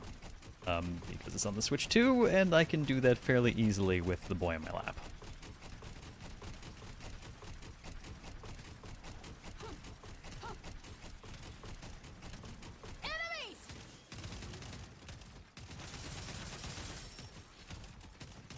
Now, why are y'all fighting each other? I don't... Oh, there's a reclaimer in there. I should probably help.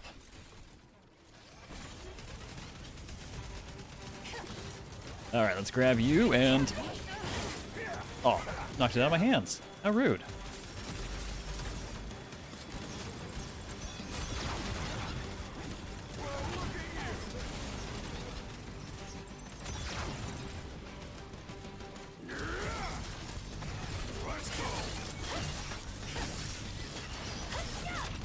Oh, can I throw you? I don't think I can, because every time I try, something goes horribly wrong. Either that or I get hit by something like right then.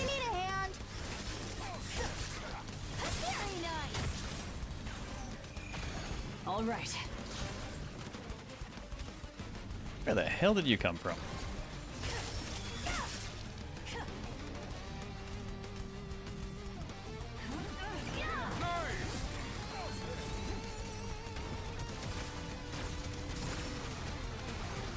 Your lightsaber!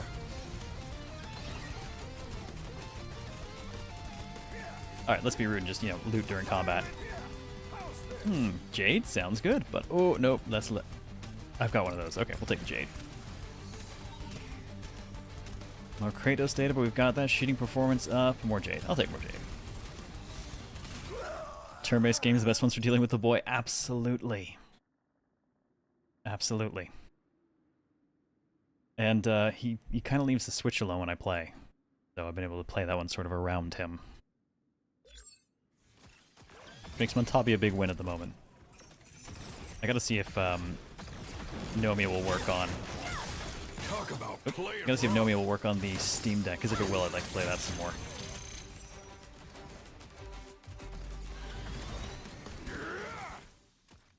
Lights out. Where are you guys? There you are. We've got company. Not bad at all.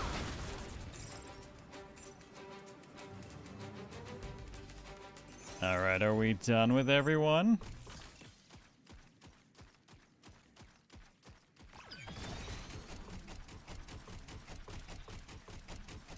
Alright, let's tag the byway while we're here.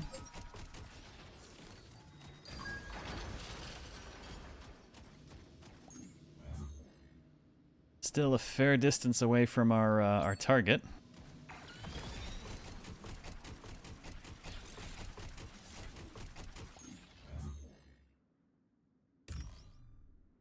I was hoping for a quick, legend.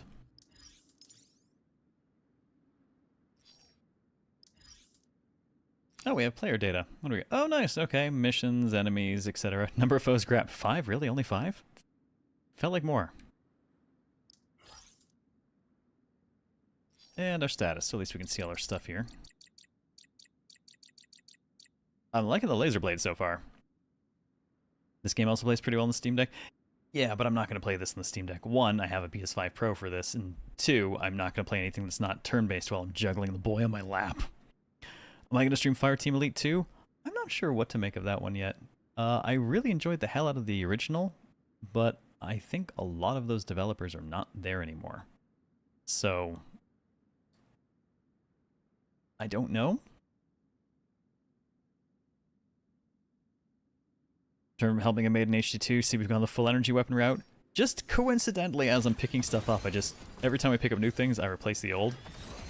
And the last couples were a laser blade and noxious glitter, so we're lasering for the moment.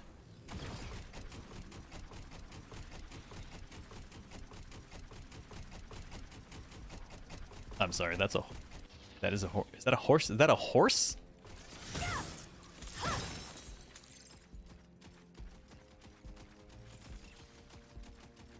I'm going to attempt to mount the horse.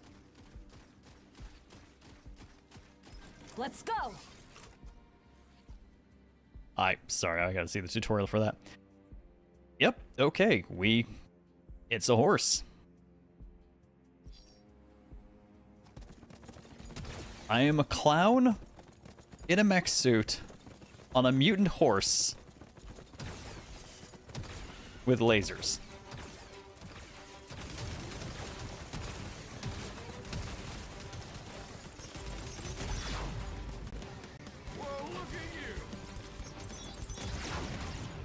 I don't really know how to respond to that.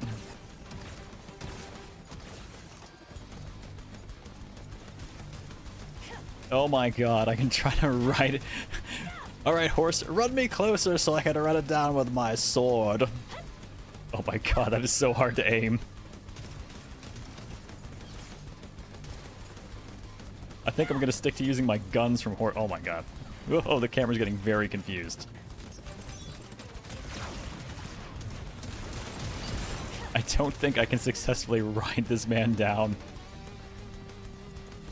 There's like a long delay in the swing that I'm having trouble timing.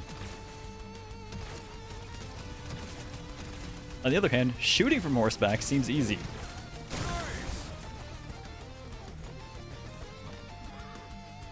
This is ridiculous. Yeah, horse riding in a mech game was not on my bingo card. Ooh, a knife. Unreliable, high crit. Shoulder weapon that heals. You know what? I'll just I'll stick that in the hanger.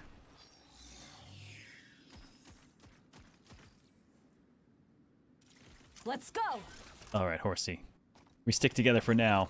I already have the bow, Valen.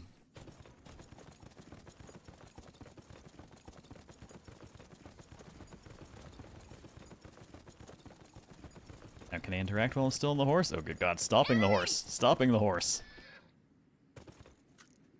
More importantly, can I kill the horse? Off you go. I don't trust horses anyways. Oh yeah, let's do a supply base. Why not? I'm not supposed to be out here.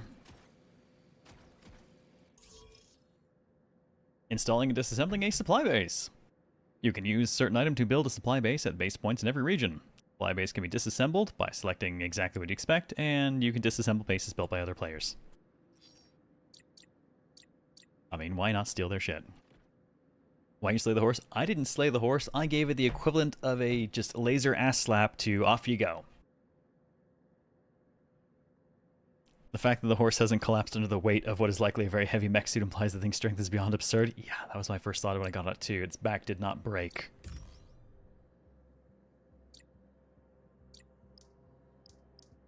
Sure, what the hell. Fill me up.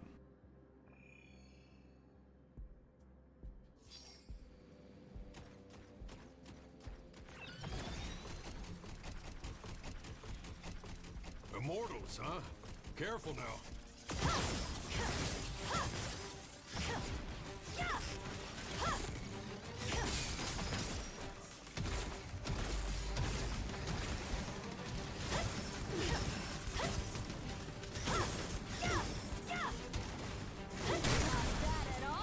Impaled. What do we got? Midweight armor. A shoulder weapon that is laser missiles. And another laser blade. And an energy shield. That could potentially go with my laser blade. I guess I'll take off the assault rifle for now. A shield with high damage reduction rate against laser attacks. Heavier the damage, the more stamina consumed to guard against it. Running out of stamina will lead to guard break. Using both hands to guard improves stagger resistance. Okie doke. Press square while guarding to parry. You can repel enemy melee attacks with your shield. Must be activated within the right timing while guarding. Successful parries greatly increase accumulated flinch. Oh shit.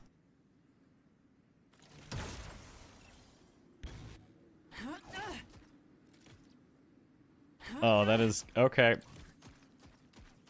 Well, I know my future now.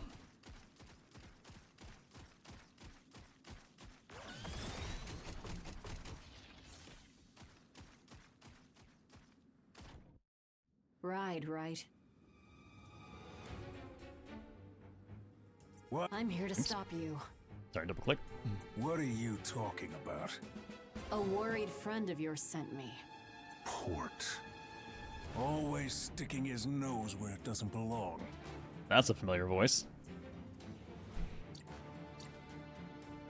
I think it's about time you put an end to this, in the sense that we should probably go blow everything up together, yeah? I think it's about time you put an end to this. I've already made my decision. If you think you can stop me, you're welcome to try. Damn it. Oh, I guess I'm gonna have to go play babysitter then. You will know my pay! Jesus, he's just charging it head on, huh? Two assailants, both equipped with arsenals. I repeat, both assailants are equipped with arsenals. One is definitely a rookie. Keep a close eye on the other. Damn you!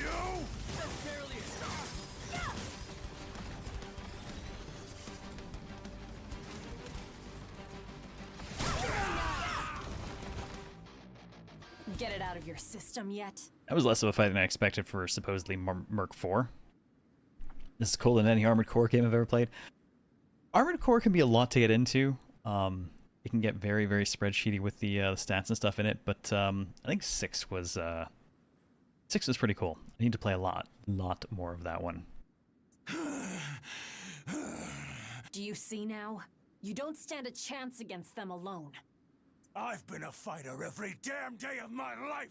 How can I possibly stop now? Don't throw your life away. The moment you raise your gun is the moment it becomes a battle to the death. So the trick is to not raise your gun. Stab them instead. I still have my resolve! Resolve doesn't pull that trigger. I mean, you kind of have to resolve to pull the trigger, though. Enough of this nonsense.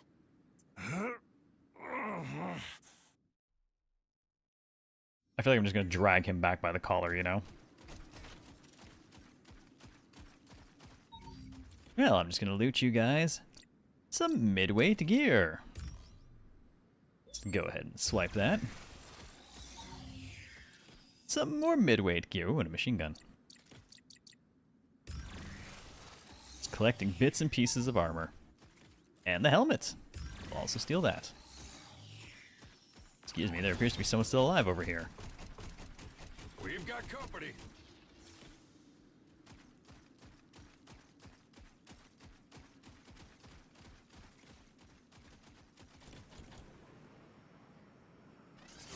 Oh, I just realized you can grab them from behind if they're not aware you're there.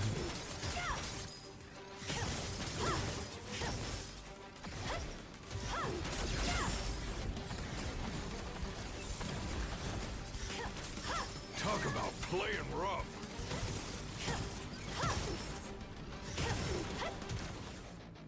Oh, let's... Oop.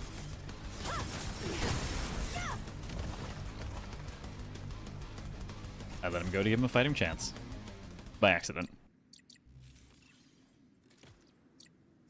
Oh my... Shoulder laser missiles too. Hang on, we need more lasers. Shoulder weapon that fires lasers capable of piercing the enemy. Lasers track the enemy, deploy specialized lock-on sight to lock onto multiple.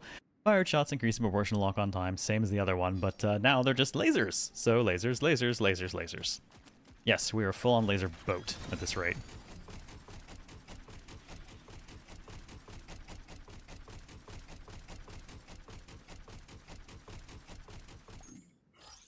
Alrighty, let's get the hell out of here. Oh, what am I doing? I don't have to run back to the fast travel. I can just, fast travel. Though I should probably start going towards this. To which end we will travel via the byway we unlocked originally.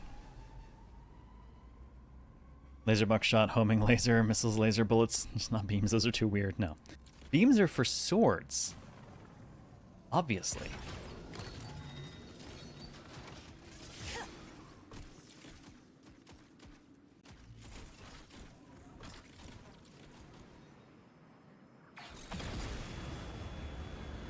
I did a barrel roll.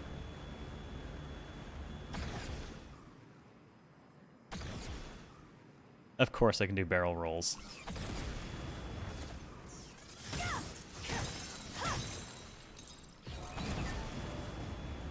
Immortals, huh? Careful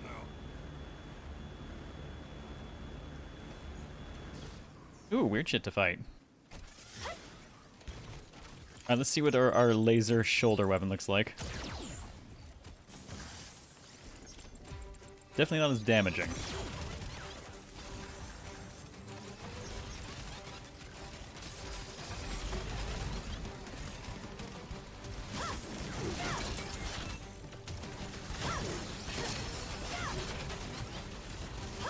I don't think I'm going to try and throw that at something. I'm just going to stab it in the face instead.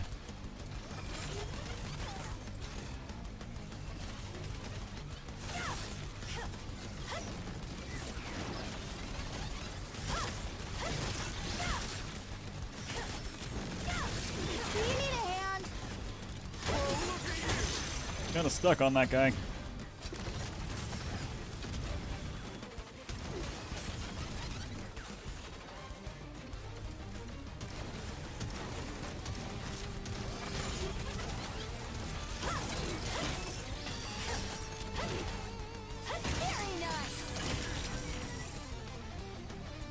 Those ones are a bitch to aim to throw at each other because they're moving around so much. Oh, hello. Oh, okay. Ember's weapon. Ooh, okay. Oh, okay, that's lightweight. Oh, it's a lightweight curious. You know what? Sure. I'll add that to the list just in case. Yes, we covered the shield parries. And we picked it up.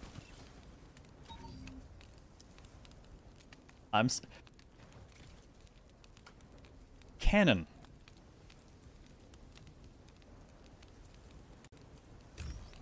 I need it. I must have it. And I remove other... might have to send it back to the hangar for now. I want cannon. Oh my god, yes. A shoulder weapon that launches a projectile that explodes on impact. Fired in motion, but firing while standing still will reduce spread. Yes. That's getting a little bit closer to how I play EDF. I don't know who else here plays the Lancers, but I am big on fitting them with the couple of the really, really big long-range cannons. The kind that when you fire, you just get pushed back. There's so much impact from it. Oh yeah, 13 sentinels. I gotta go back home. I must know if I can fit that cannon. I'll give up everything else I have to use it. Except my beam sword. I want to keep that.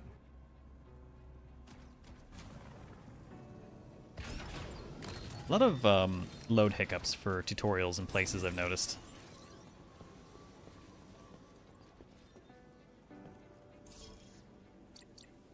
Alright. Time to change gear. Let's see if we can fit that thing or if it's just too much. I will sacrifice anything I need to.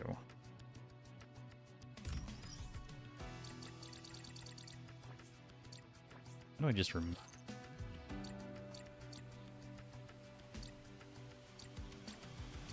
Can I just remove a piece of gear?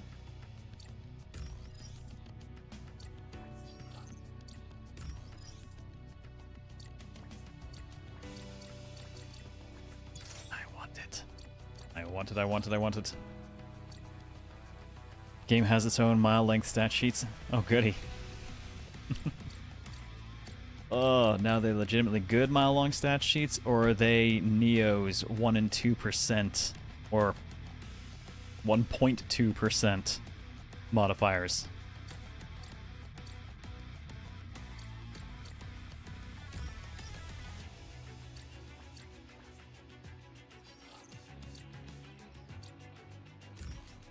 Oh, no. Different. Oh, that's the placement menu.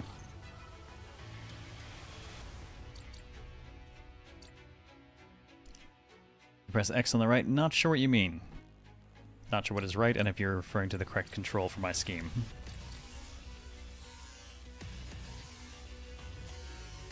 Note that I don't seem to be able to just remove one of these. There we go. I have to go in and then re-equip it as opposed to going to a none. Let's see if we can get rid of everything. Oh, we're close. We're so close. I give up just having a gun at all. To give up the grenade.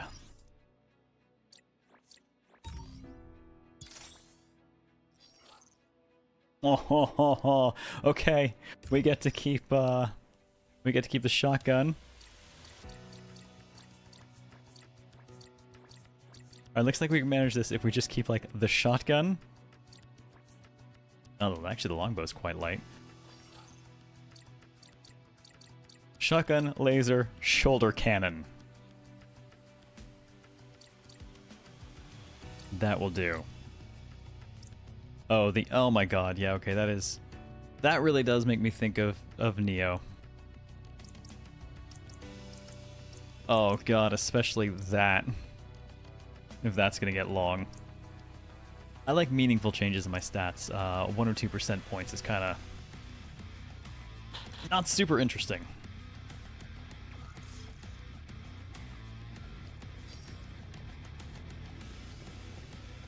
Well, now we have a very large cannon.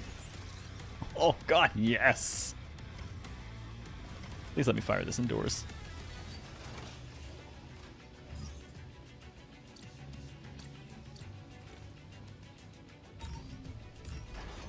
Alright, here we go. Let's go north now with our giant-ass cannon.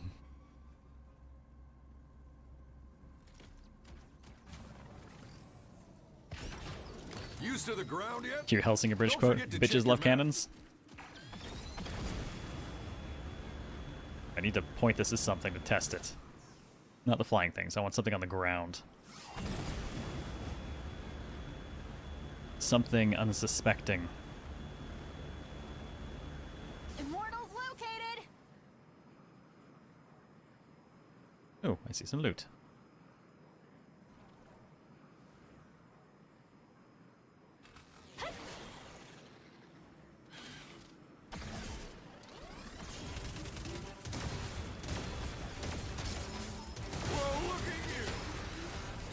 You guys fight. I'm here to loot.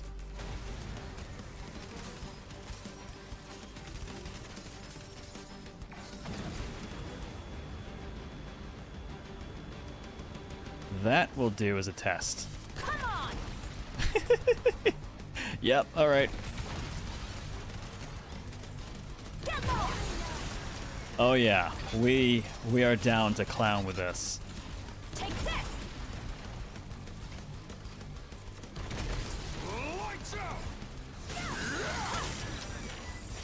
Oh yes. Bitches love cannons. Storage chip. Don't know what that is, but sure, let's grab that. Love your clown actually looks kind of cool now. You know what I feel like with my tiny head amongst all this bulky armor? Is I feel like a space marine when they don't have their helmet on. Which, given the way we're dressed, we're clearly chaos. Sure, ground speed up. Do you like the Gundam beam sword? I know, right? It's so Gundam. Have a good one, Maddie. Enjoy your day. Have a good one at work. Don't work too hard. And take care. Thanks for dropping in.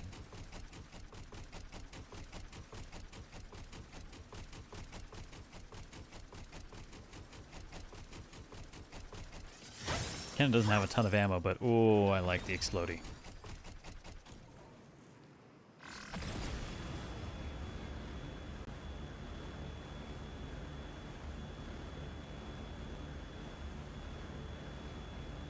Hello. You are large. Oh, that refills me nice and fast.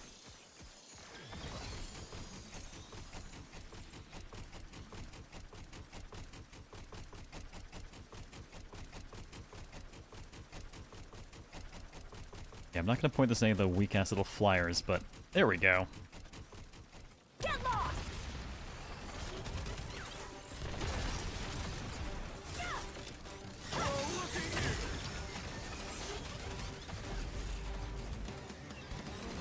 Let's go.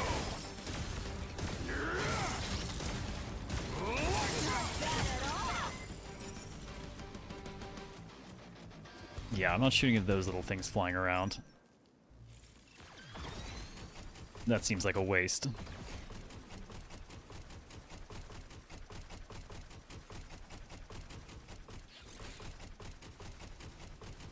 I found a cave.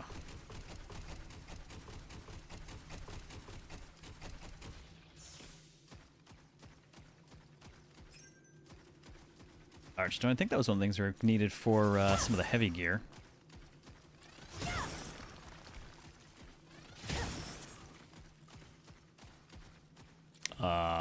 Well, that looks pleasant.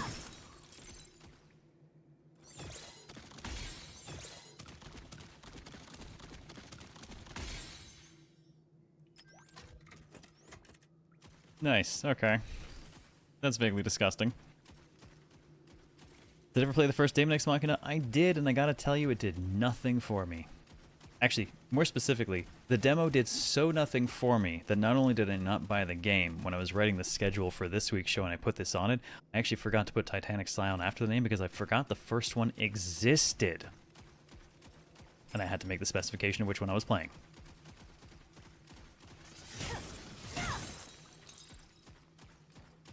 So far, I like this one more. A lot more, actually.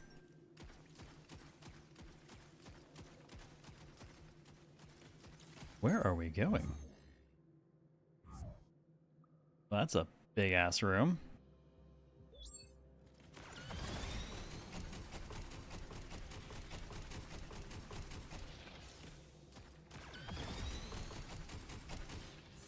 Immortals located! Come on! Boom. Very nice!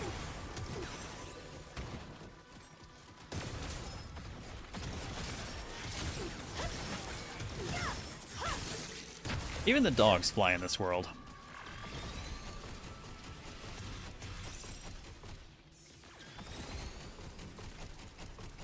Sorry, corpse behind. Gotta grab you. What do you got for me? I thought this said development data for abs for a moment. Sure, I'll get the development data for that. Oh, didn't hear great things about the game. Hearing that is a big extra me since we remember even the dumbest games. I completely forgot it even existed.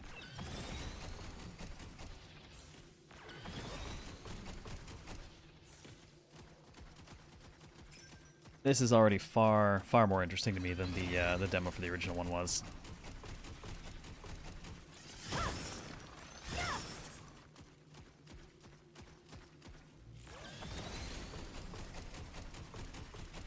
And honestly, given the mech suit stuff, I actually think the open world environment might actually work for it, as opposed to working against it, like most games where it just gets kind of levered in.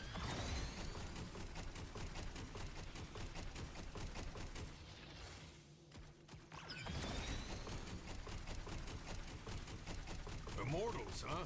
Careful now. Take this! Whoa, look at you!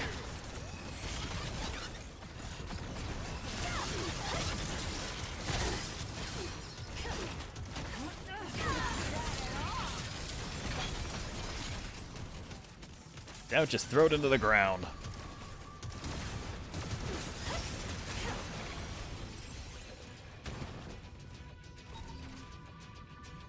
A little bit more development data.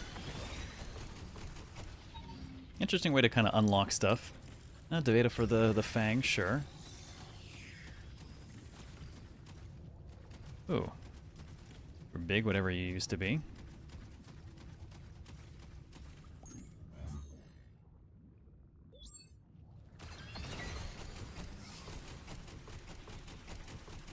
Sure if there's anything else really in here for us. Yes, laser abs. Everyone needs laser abs.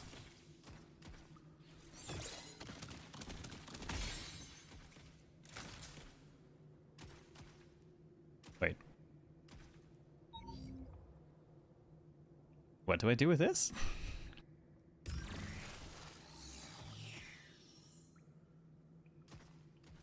Can I put this down? I'd like to...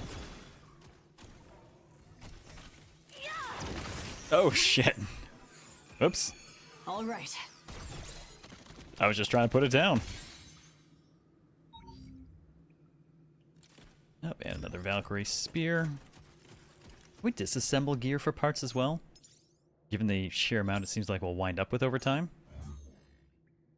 Makes me want to play Freedom Wars again, gonna be honest. Oh man, I wish I'd had more time to play the remaster of that came out. Because I was really happy to see that. But it is so difficult to justify replaying something I've already played through.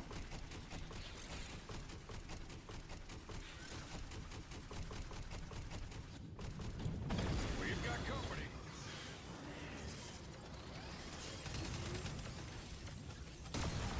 Get lost!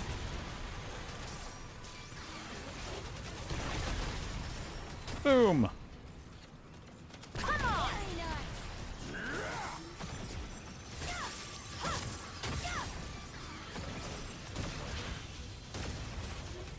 Nice!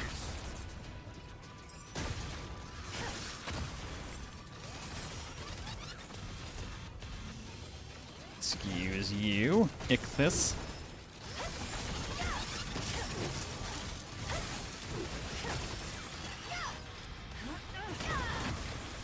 There we go. It's a 2. Oh god, it survived getting thrown.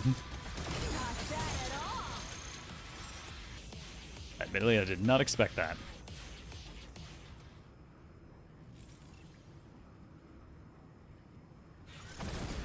Well, I guess that's it for in here then.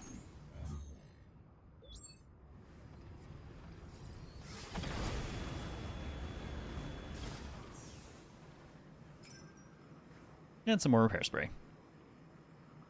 Really shocked seeing that with the remake of Freedom Wars. It was one of those things where I always wanted to see it happen and just kind of thought it never would.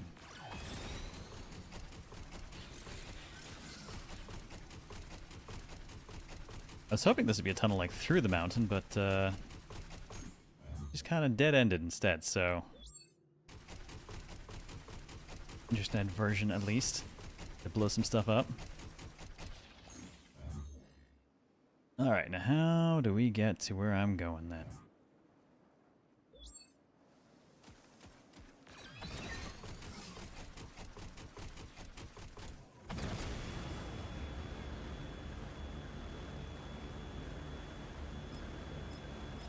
Oh, weather. Rain. Weather change, rain. Entering rainy areas can affect you in many ways. More femto consumption. Oh, bad for lasers. Less stamina consumption, less power in laser weapons, less damage and range with flame-based ailment weapons, faster buildup of stun, ailment saturation, and faster recovery from burn and corrosion. So, some positive, some negative. Bad for me, because I like lasers.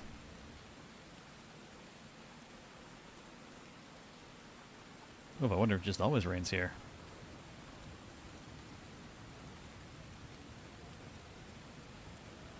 Immortals, huh? Careful now.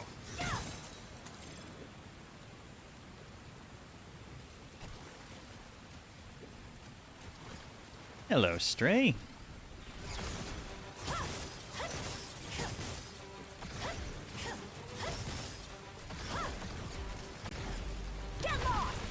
Haha. I need a stronger shotgun for that to feel good. That was point blank and didn't do much. No, lightweight set of armor. Well, I guess if we want to try mobility at all, it's good to have some more of that set. Hopefully Freedom Wars fixed the button mashing. I don't think it did. However, it's easier to do that on a PS4 controller, PS5 controller, than it is to do it on the Vita, where it really felt like my Vita's circle button squeaked for months after we finished playing Freedom Wars around here because I was the guy using the knife to dismember things. And oh my god, the amount of just circle pushing for that. Yeah, that poor button was squeaking for months. Similarly, after our Bayonetta playthrough a non-stop climax, the R2 on that controller had very obvious, like, spring creaking for a long time afterwards. Got a little bit overused. Symphony, how's it going? Congrats on the 5 streak. How are you this evening? I haven't saved in friggin' forever. I should save the game.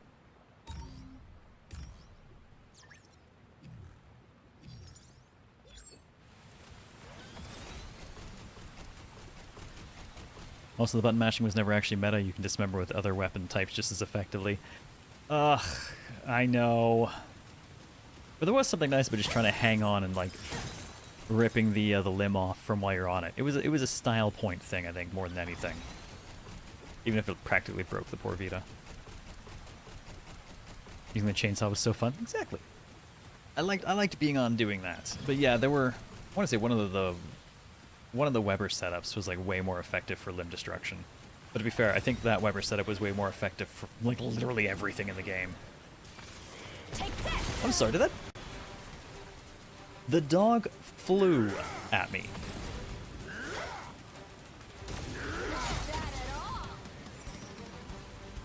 Okay, the dogs can fly.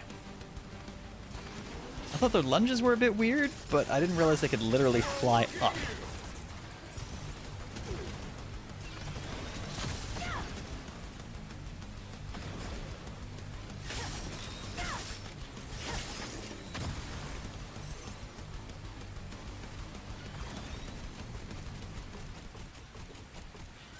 Right, that looks like a byway, so I'm gonna hit that.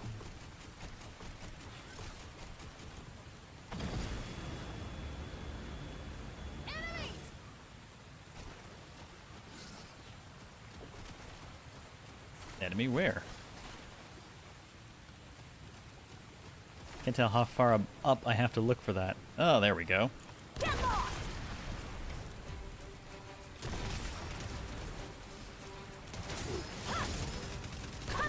Oh, there we go. I do have to be still for less spread, it said.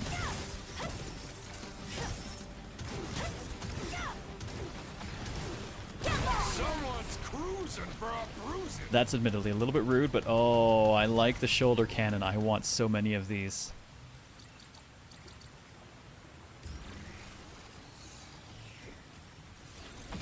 I want them in my hands, I want them on my shoulders, I want them to replace my legs, and then I can just use cannon explosions to hurl myself around. Just let me make an entire suit out of this thing.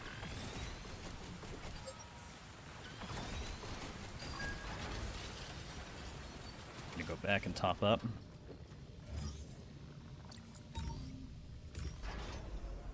Getting to the back of the pod instead of the front means they fail to grab you, so even with light melee you can get advantages hacking instead of sawing. Jesus.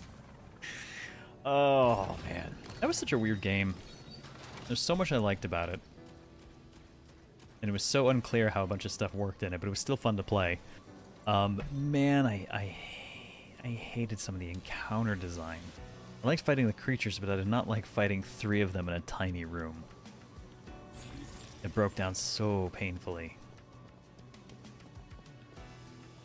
Though I think the worst fight of all was it was one of the qualifiers. Maybe code 7? Is this like 7 or 9? I'm trying to remember. But there was that one fight where all you were really fighting was actually non-robots. You were fighting all just people.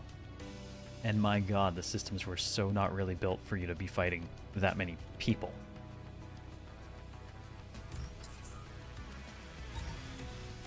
Alright, let's turn in the one from Ride that we did earlier. I think it's this chunk of money. And I guess I'll take open a byway, which to be fair, we've already opened a few. And I can turn it in immediately, I wonder. Yep, talk to Ash already. Well, that's probably just to start it. What's up, prick? What do you need? You took a mission from Forge, right? Involving the immortal that took up residence in a byway? Correct. Then I'll cut to the chase. There's another instance of that elsewhere. And you want me to handle it? Bingo! Simple enough, right? I'm on it. Alright, so there is a specific one for that. That's okay. We're in the middle of other things. I wonder if I can make some of the heavy gear now. Hey there! Research is fine. So unclear, which is why most of it is burned into you now. It was fun streaming that one because it was a pretty small community all told when it came out. It was really nice to like just kind of get to go through the whole game with people. I used to do a lot more grand hunts like whole way through. I don't think we didn't do the...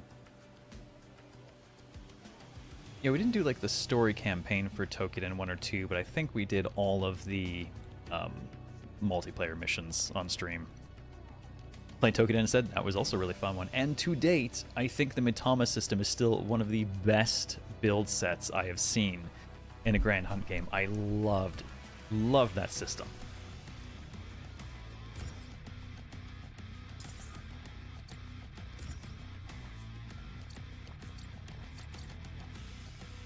I could make a small pistol.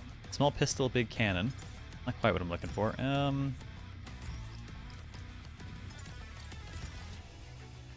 We have nothing for shoulder weapons. What about armor?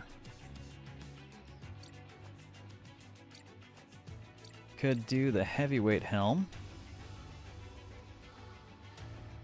That's quite the look. I mean, we won't have it on anyways, but... No, we're managing to we're managing to fit the huge cannon under weight and everything, so I guess we'll just stick to it.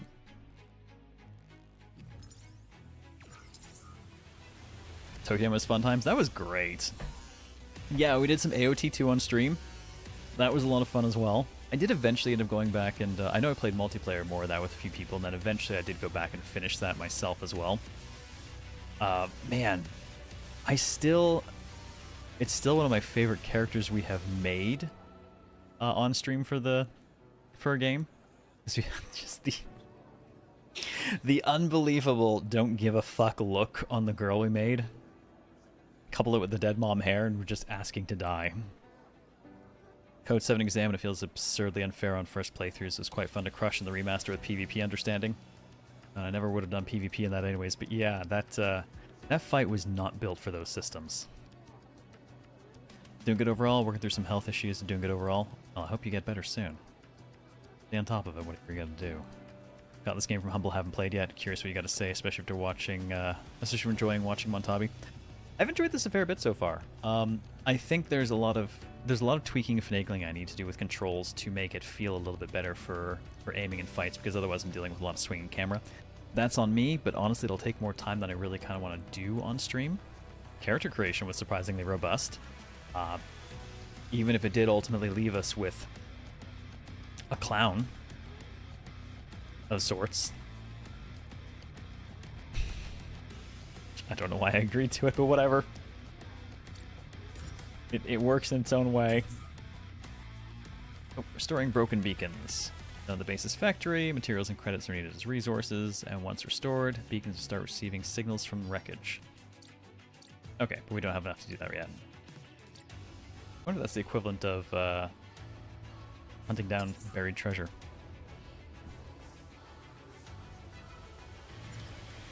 What else do we expect in the stream? Well, not normally that. I would say that is not normal around here. Hey there. Though perhaps being unexpected makes it normal in its own way.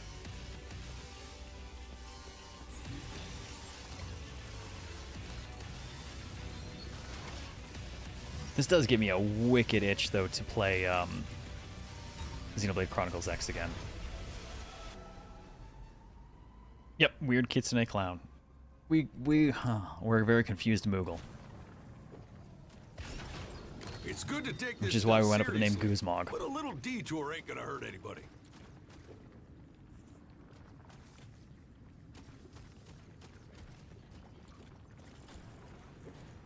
The hell is... I see them on radar. There you are. We've got company. Take this! Oh.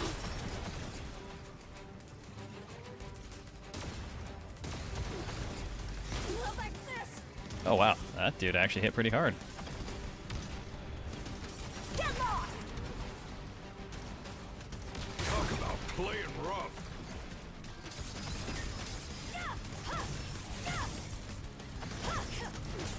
Very nice! Now what the hell do you have for me in terms of loot? A heavyweight vambrace? A bazooka! Oh, it's gonna put me so much overweight, but I don't care, I want it. Send that to the hangar. But finally, bazooka, a two-handed firearm that launches projectiles that explode upon landing. Readying a two-handed firearm greatly lowers your move speed. Shooting while in motion greatly increases your spread. Don't care. Already used it. Had fun with it. Bazooka. Ended up having to turn off camera soothing and acceleration when playing this. Yeah, I can believe that.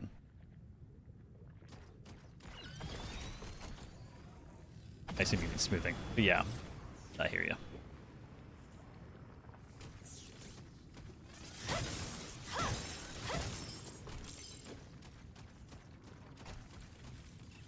We require big boom. Now, technically, the shoulder cannon is bigger boom right now, but yeah, we'd have to get some heavy armor to have necessary memory to equip it, and we'd need to dump some other stuff too.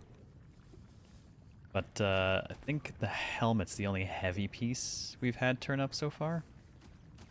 No, I had some of the Kratos pieces. Well, shit. Are we gonna go try and turn ourselves into artillery before the stream's over? I think we are.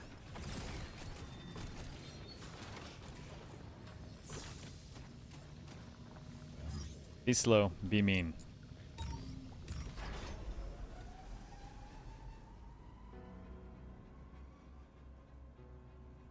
I have not tried photo mode yet. To be honest, I think there's only like one game in the history of games that actually got me to do photo mode. Nope. Correction. There are two games, precisely two games that have ever convinced me to use photo mode. One, the Demon Souls remaster, because holy shit is that unbelievably gorgeous. And two, Infinity Nikki. It's a little bit more a part of the game there, though. Are you? Oh, okay, edit appearance, right. Well, I'm gonna leave our clown mask and everything on. How about some... I thought we were gonna say Ereshka. There's no... Well, okay, the photo mode I don't think counts there. There's no adjustment or manipulation or anything for me to do. That's the snapshotting system. It's a little bit different. Can't really call it the same thing. Hey there, research is fine. But Fatal Frame? I think I only did it like once.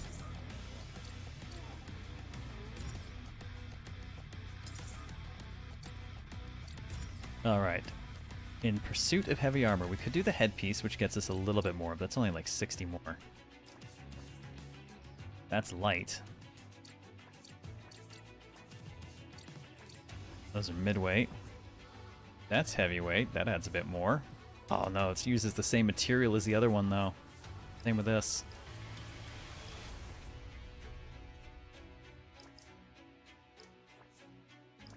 Yeah, we can only make the one.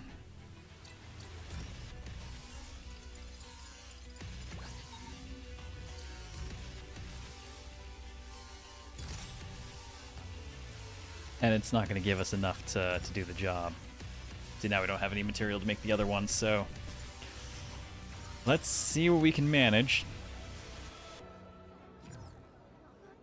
Unless they happen to just be selling some of what I need.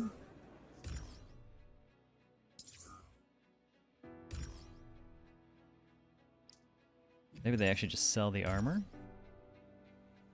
Well, they definitely sell the hat. What about... they sell the chest. Oh, that is getting Space Marine tier. It gives us up to 895. I will buy that. Gonna get bigger and slower. Let's see what we can do for the legs. 975. Clonk, clonk, clonk. Let's see if we can get that to work.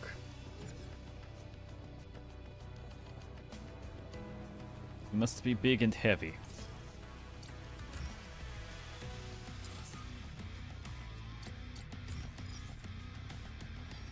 Alright, let's take you off.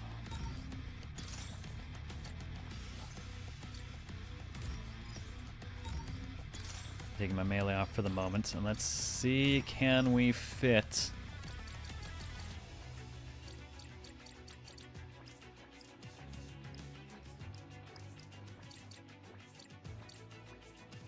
Where was it? There you are. Gaia's Impact. Okay, Gaia's Impact fits. Nope, on the wrong side though.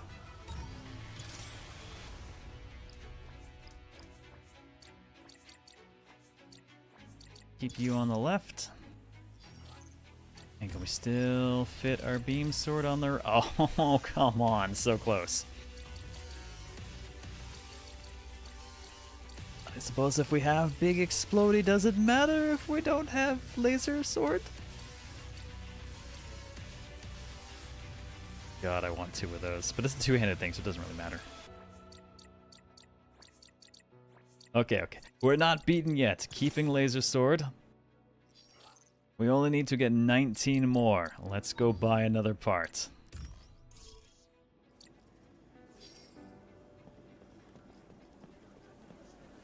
Welcome.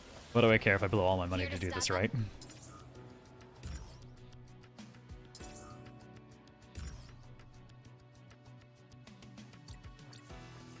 Close.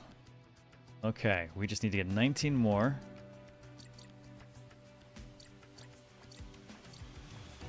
Headpiece would do it. So right now it could just match up our other arm, because we have, yeah, we have one of them, but not the other one. Oh, that gets us quite a bit more. Okay, that'll do it.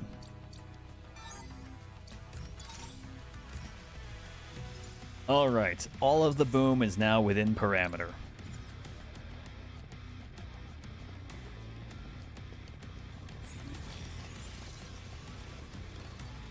Oh yeah, I definitely feel slower already. Deservedly so. Alright, let's find people to explode.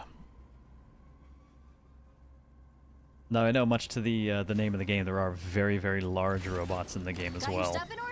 You know, weapons, armor, items. Just don't know where to run into them.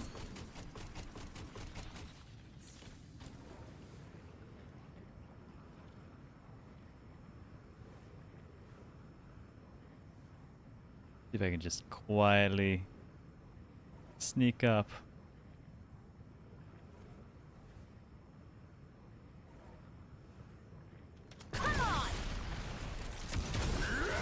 Get lost! Boom.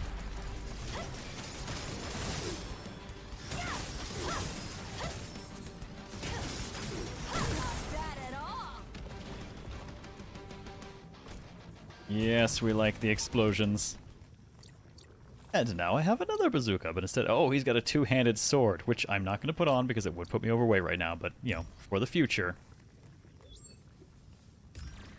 For the future.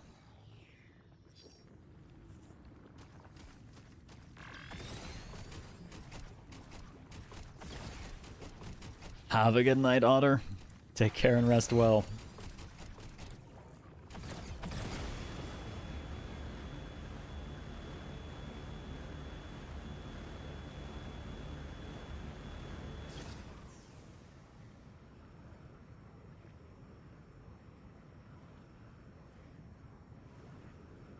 I headed inside or over? I probably can't go over. This seems like not an over kind of thing. I guess it's an over, never mind.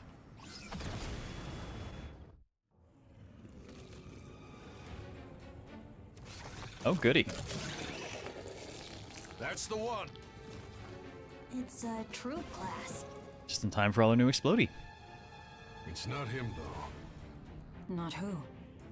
Don't mind me rambling. Let's just take care of it.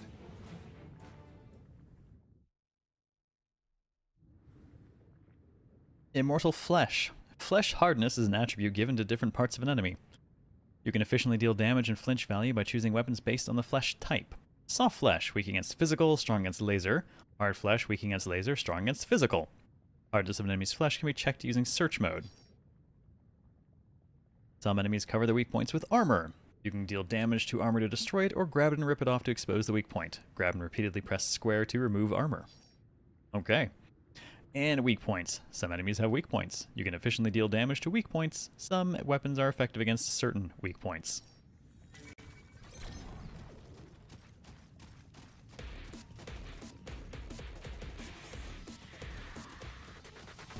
Alright, so that identifies a bunch of armor on him.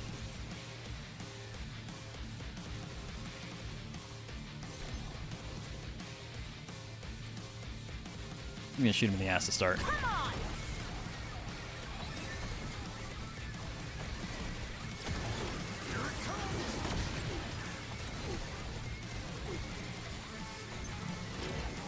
Whoa, that was my face. How do I... Oh, no. I gotta do some damage before to let me try and grab that. I got your face! Who's got your nose?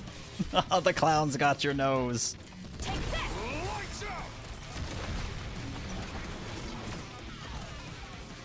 Of course the clown has your nose.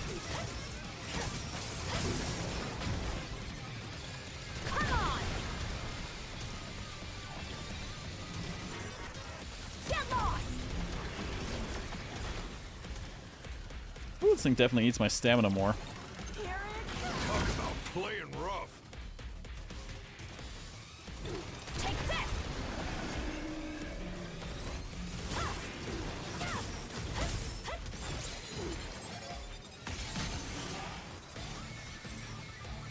Get lost.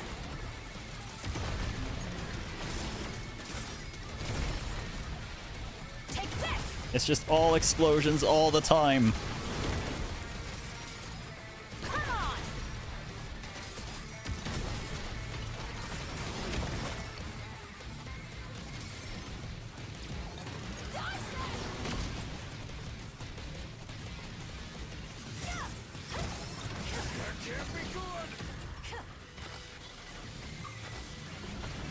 Nope, didn't let me do anything from the grab.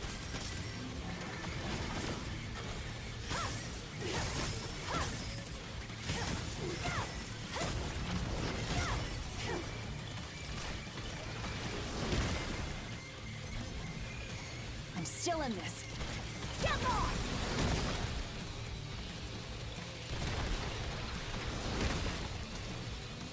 Take this. Oh, right in the face. Clown's got your nose almost quote-worthy. Oh, I'm liking our clown mech pilot.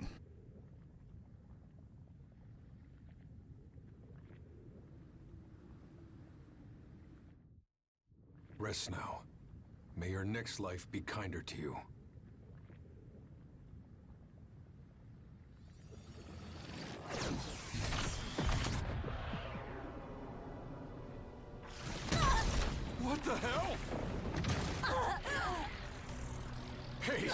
right? That feels vaguely uncharacteristic of me. What's going on? I've never seen that happen before. I'm not sure. Well, don't just stand there. Let's hurry back so we can get her checked out. You're right. Hey, can you stand? Yes. Shit, I seem to have caught a very bad case of a virus. I think it's Adobe Acrobat.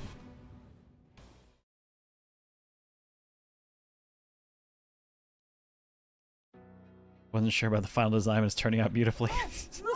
Decaf Guzmog is a winner.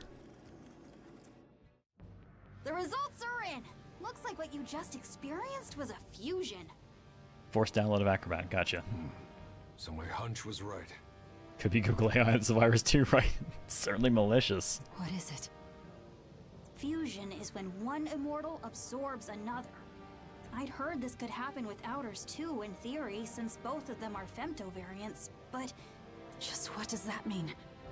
In layman's terms, it means the immortal is alive. It's just living on inside you. Yeah. More specifically, it means its gene is alive inside you. I'm a mutant. Alive? So, can it be removed? Dunno, but looking at you, you seem perfectly fine to me. Immortals use fusion over and over so they can become stronger. If we go by that logic, maybe you can get stronger in the same way. And this is when Cannibal Clown Crew started. I can get stronger? Just deductive reasoning. It's possible. You just absorbed an immortal. Anything could happen to you. What a disaster. Sometimes you get overwhelmed by so much content in this game. Believable, I mean, it's open world, so there's a lot to go out and do, and then there's a lot of various stats, as we've clearly seen. Yeah, there's a lot there, which can be good, can be bad, depending. I think they could have handled their tutorials a bit better. I feel like half of them are saying the same thing over and over again, and then they'll stack several of them together. Cannibal Clown Crew, not to be confused with Insane Clown Posse. Not much of a difference, though. What a disaster. Sorry. It's just... Heck, oh shit, this in the is card incredible. game.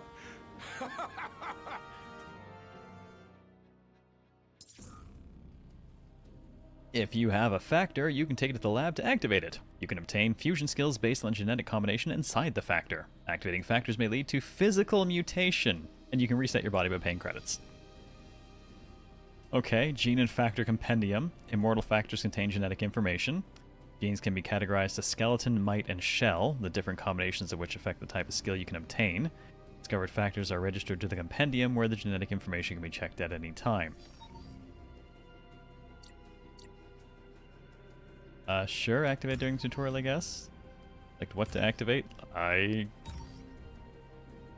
Helm Splitter, Auto Dodge, and Stun level 1. Or Stun Resistance. Side effect of fusion may force a change in your outer's looks. This phenomenon is called mutation. Once mutation occurs, you will not be able to change the look of the mutated body part. However, mutation can be treated by paying a large amount of credits at the laboratory, so save before doing any of this shit.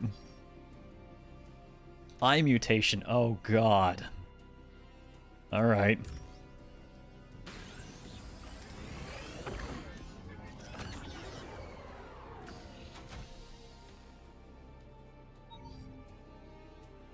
Okay, well, now our eyes glow. Gene synthesis is manifested as skill. Fusion skills. By activating immortal factors, you can obtain many types of skills. Weapon actions, general actions, special moves, and passives. You must set the skills from the lab menu in order to use them. With a few exceptions, using weapon action skills and general action skills consume femto or stamina. All skills have levels. The attained level affects the duration of effect, damage dealt, and femto stamina consumption. Well, there are 3 types of skills. Oh my god, I was just saying how they keep layering a bunch of tutorials on top of each other. Okay, I feel like half of this crap has already been kind of covered, but 1 weapon action per weapon category. We can have many general actions, but only 1 can be equipped. Passive, we can equip multiples. Keep in mind, total cost must not go over limit. And we can raise the limit by you raising the laboratory's level. Sure, let's go equipping them. On my blade. Helm Splitter. That looks cool as shit.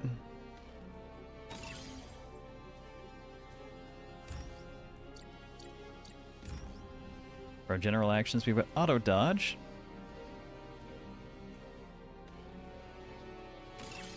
Okay, and our passives, we have some stun resistance. How do we actually set this off? Not actually clear looking at that. 130,000 credits to reset my body. Jesus. Well, I guess I'm gonna have glowing eyes forever.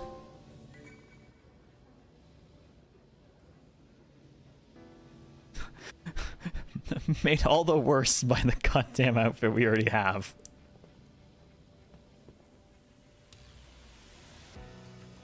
Hell's clowns have come for thee. Repeating basic information is a Japanese cornerstone of media.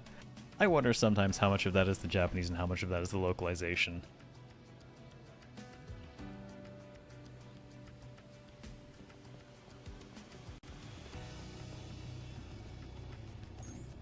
Well, now that we're a glowing monstrosity, you're a B-tier Naruto villain. Hey, I will have you know I am an S-tier Gundam villain. Thank you very much. DGAF Guzmog, at your service.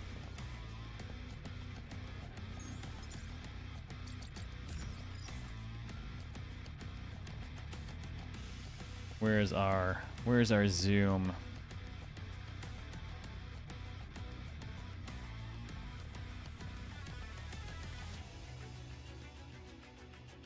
There we go. There's our DGAF. Shit.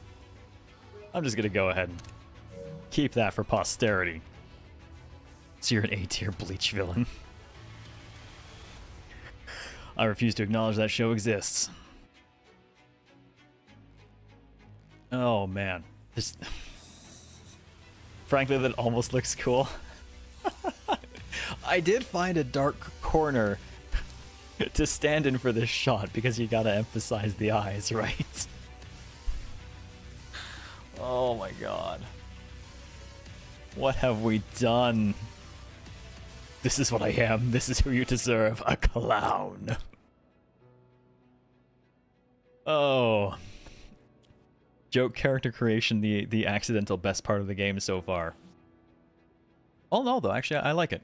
There's now I will say, having played this within a week of Beast of Reincarnation, I am more inclined to go play more of that before I come around to playing this. But having played this and having fun with explosive weapons and stuff, I definitely see a lot of room for this to kind of roll itself out. And we didn't even get to the really big monsters or anything like that, so I'm definitely interested in digging into it more in my own time. But after I'm done with Beast of Reincarnation, the parry need is strong, you know? Now you're reminded Persona 5. Fuck you. Ah, I am thou, thou art I, and shut the hell up.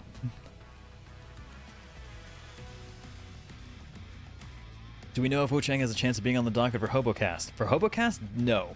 HoboCast, I'm like full up at this point. And Wu-Chang, I've already played a little bit on my own, enough to know that I want to actually play it, as opposed to just give it one night show. What it is on the list for is a game I actually want to come back and stream through proper, along with Lies of P. Oh, there was something else in that list too. Long, that was the other one. At some point, I'm gonna have to drag myself out of retirement to just cover all those things. Lies of P is amazing. I've watched a tiny bit of it being played. I've still never touched it myself. I bought it and I've been sitting on it forever, and I will do it eventually. I want to do it on stream. So yeah, Wolong, Lies of P, and Wu-Chang. I'm just sitting on them for the right time.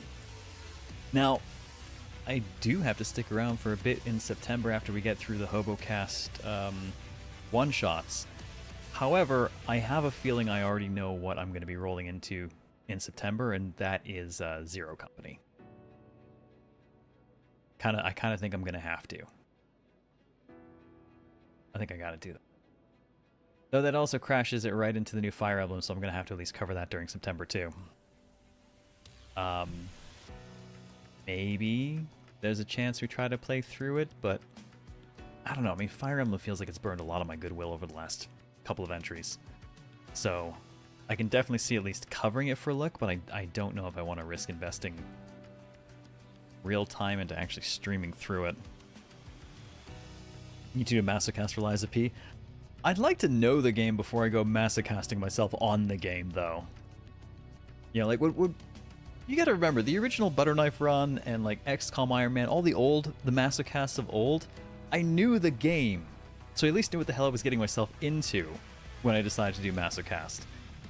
Though, to be fair, I did not know Stellar Blade when we decided to do that with Skin Suit Only, No Heals.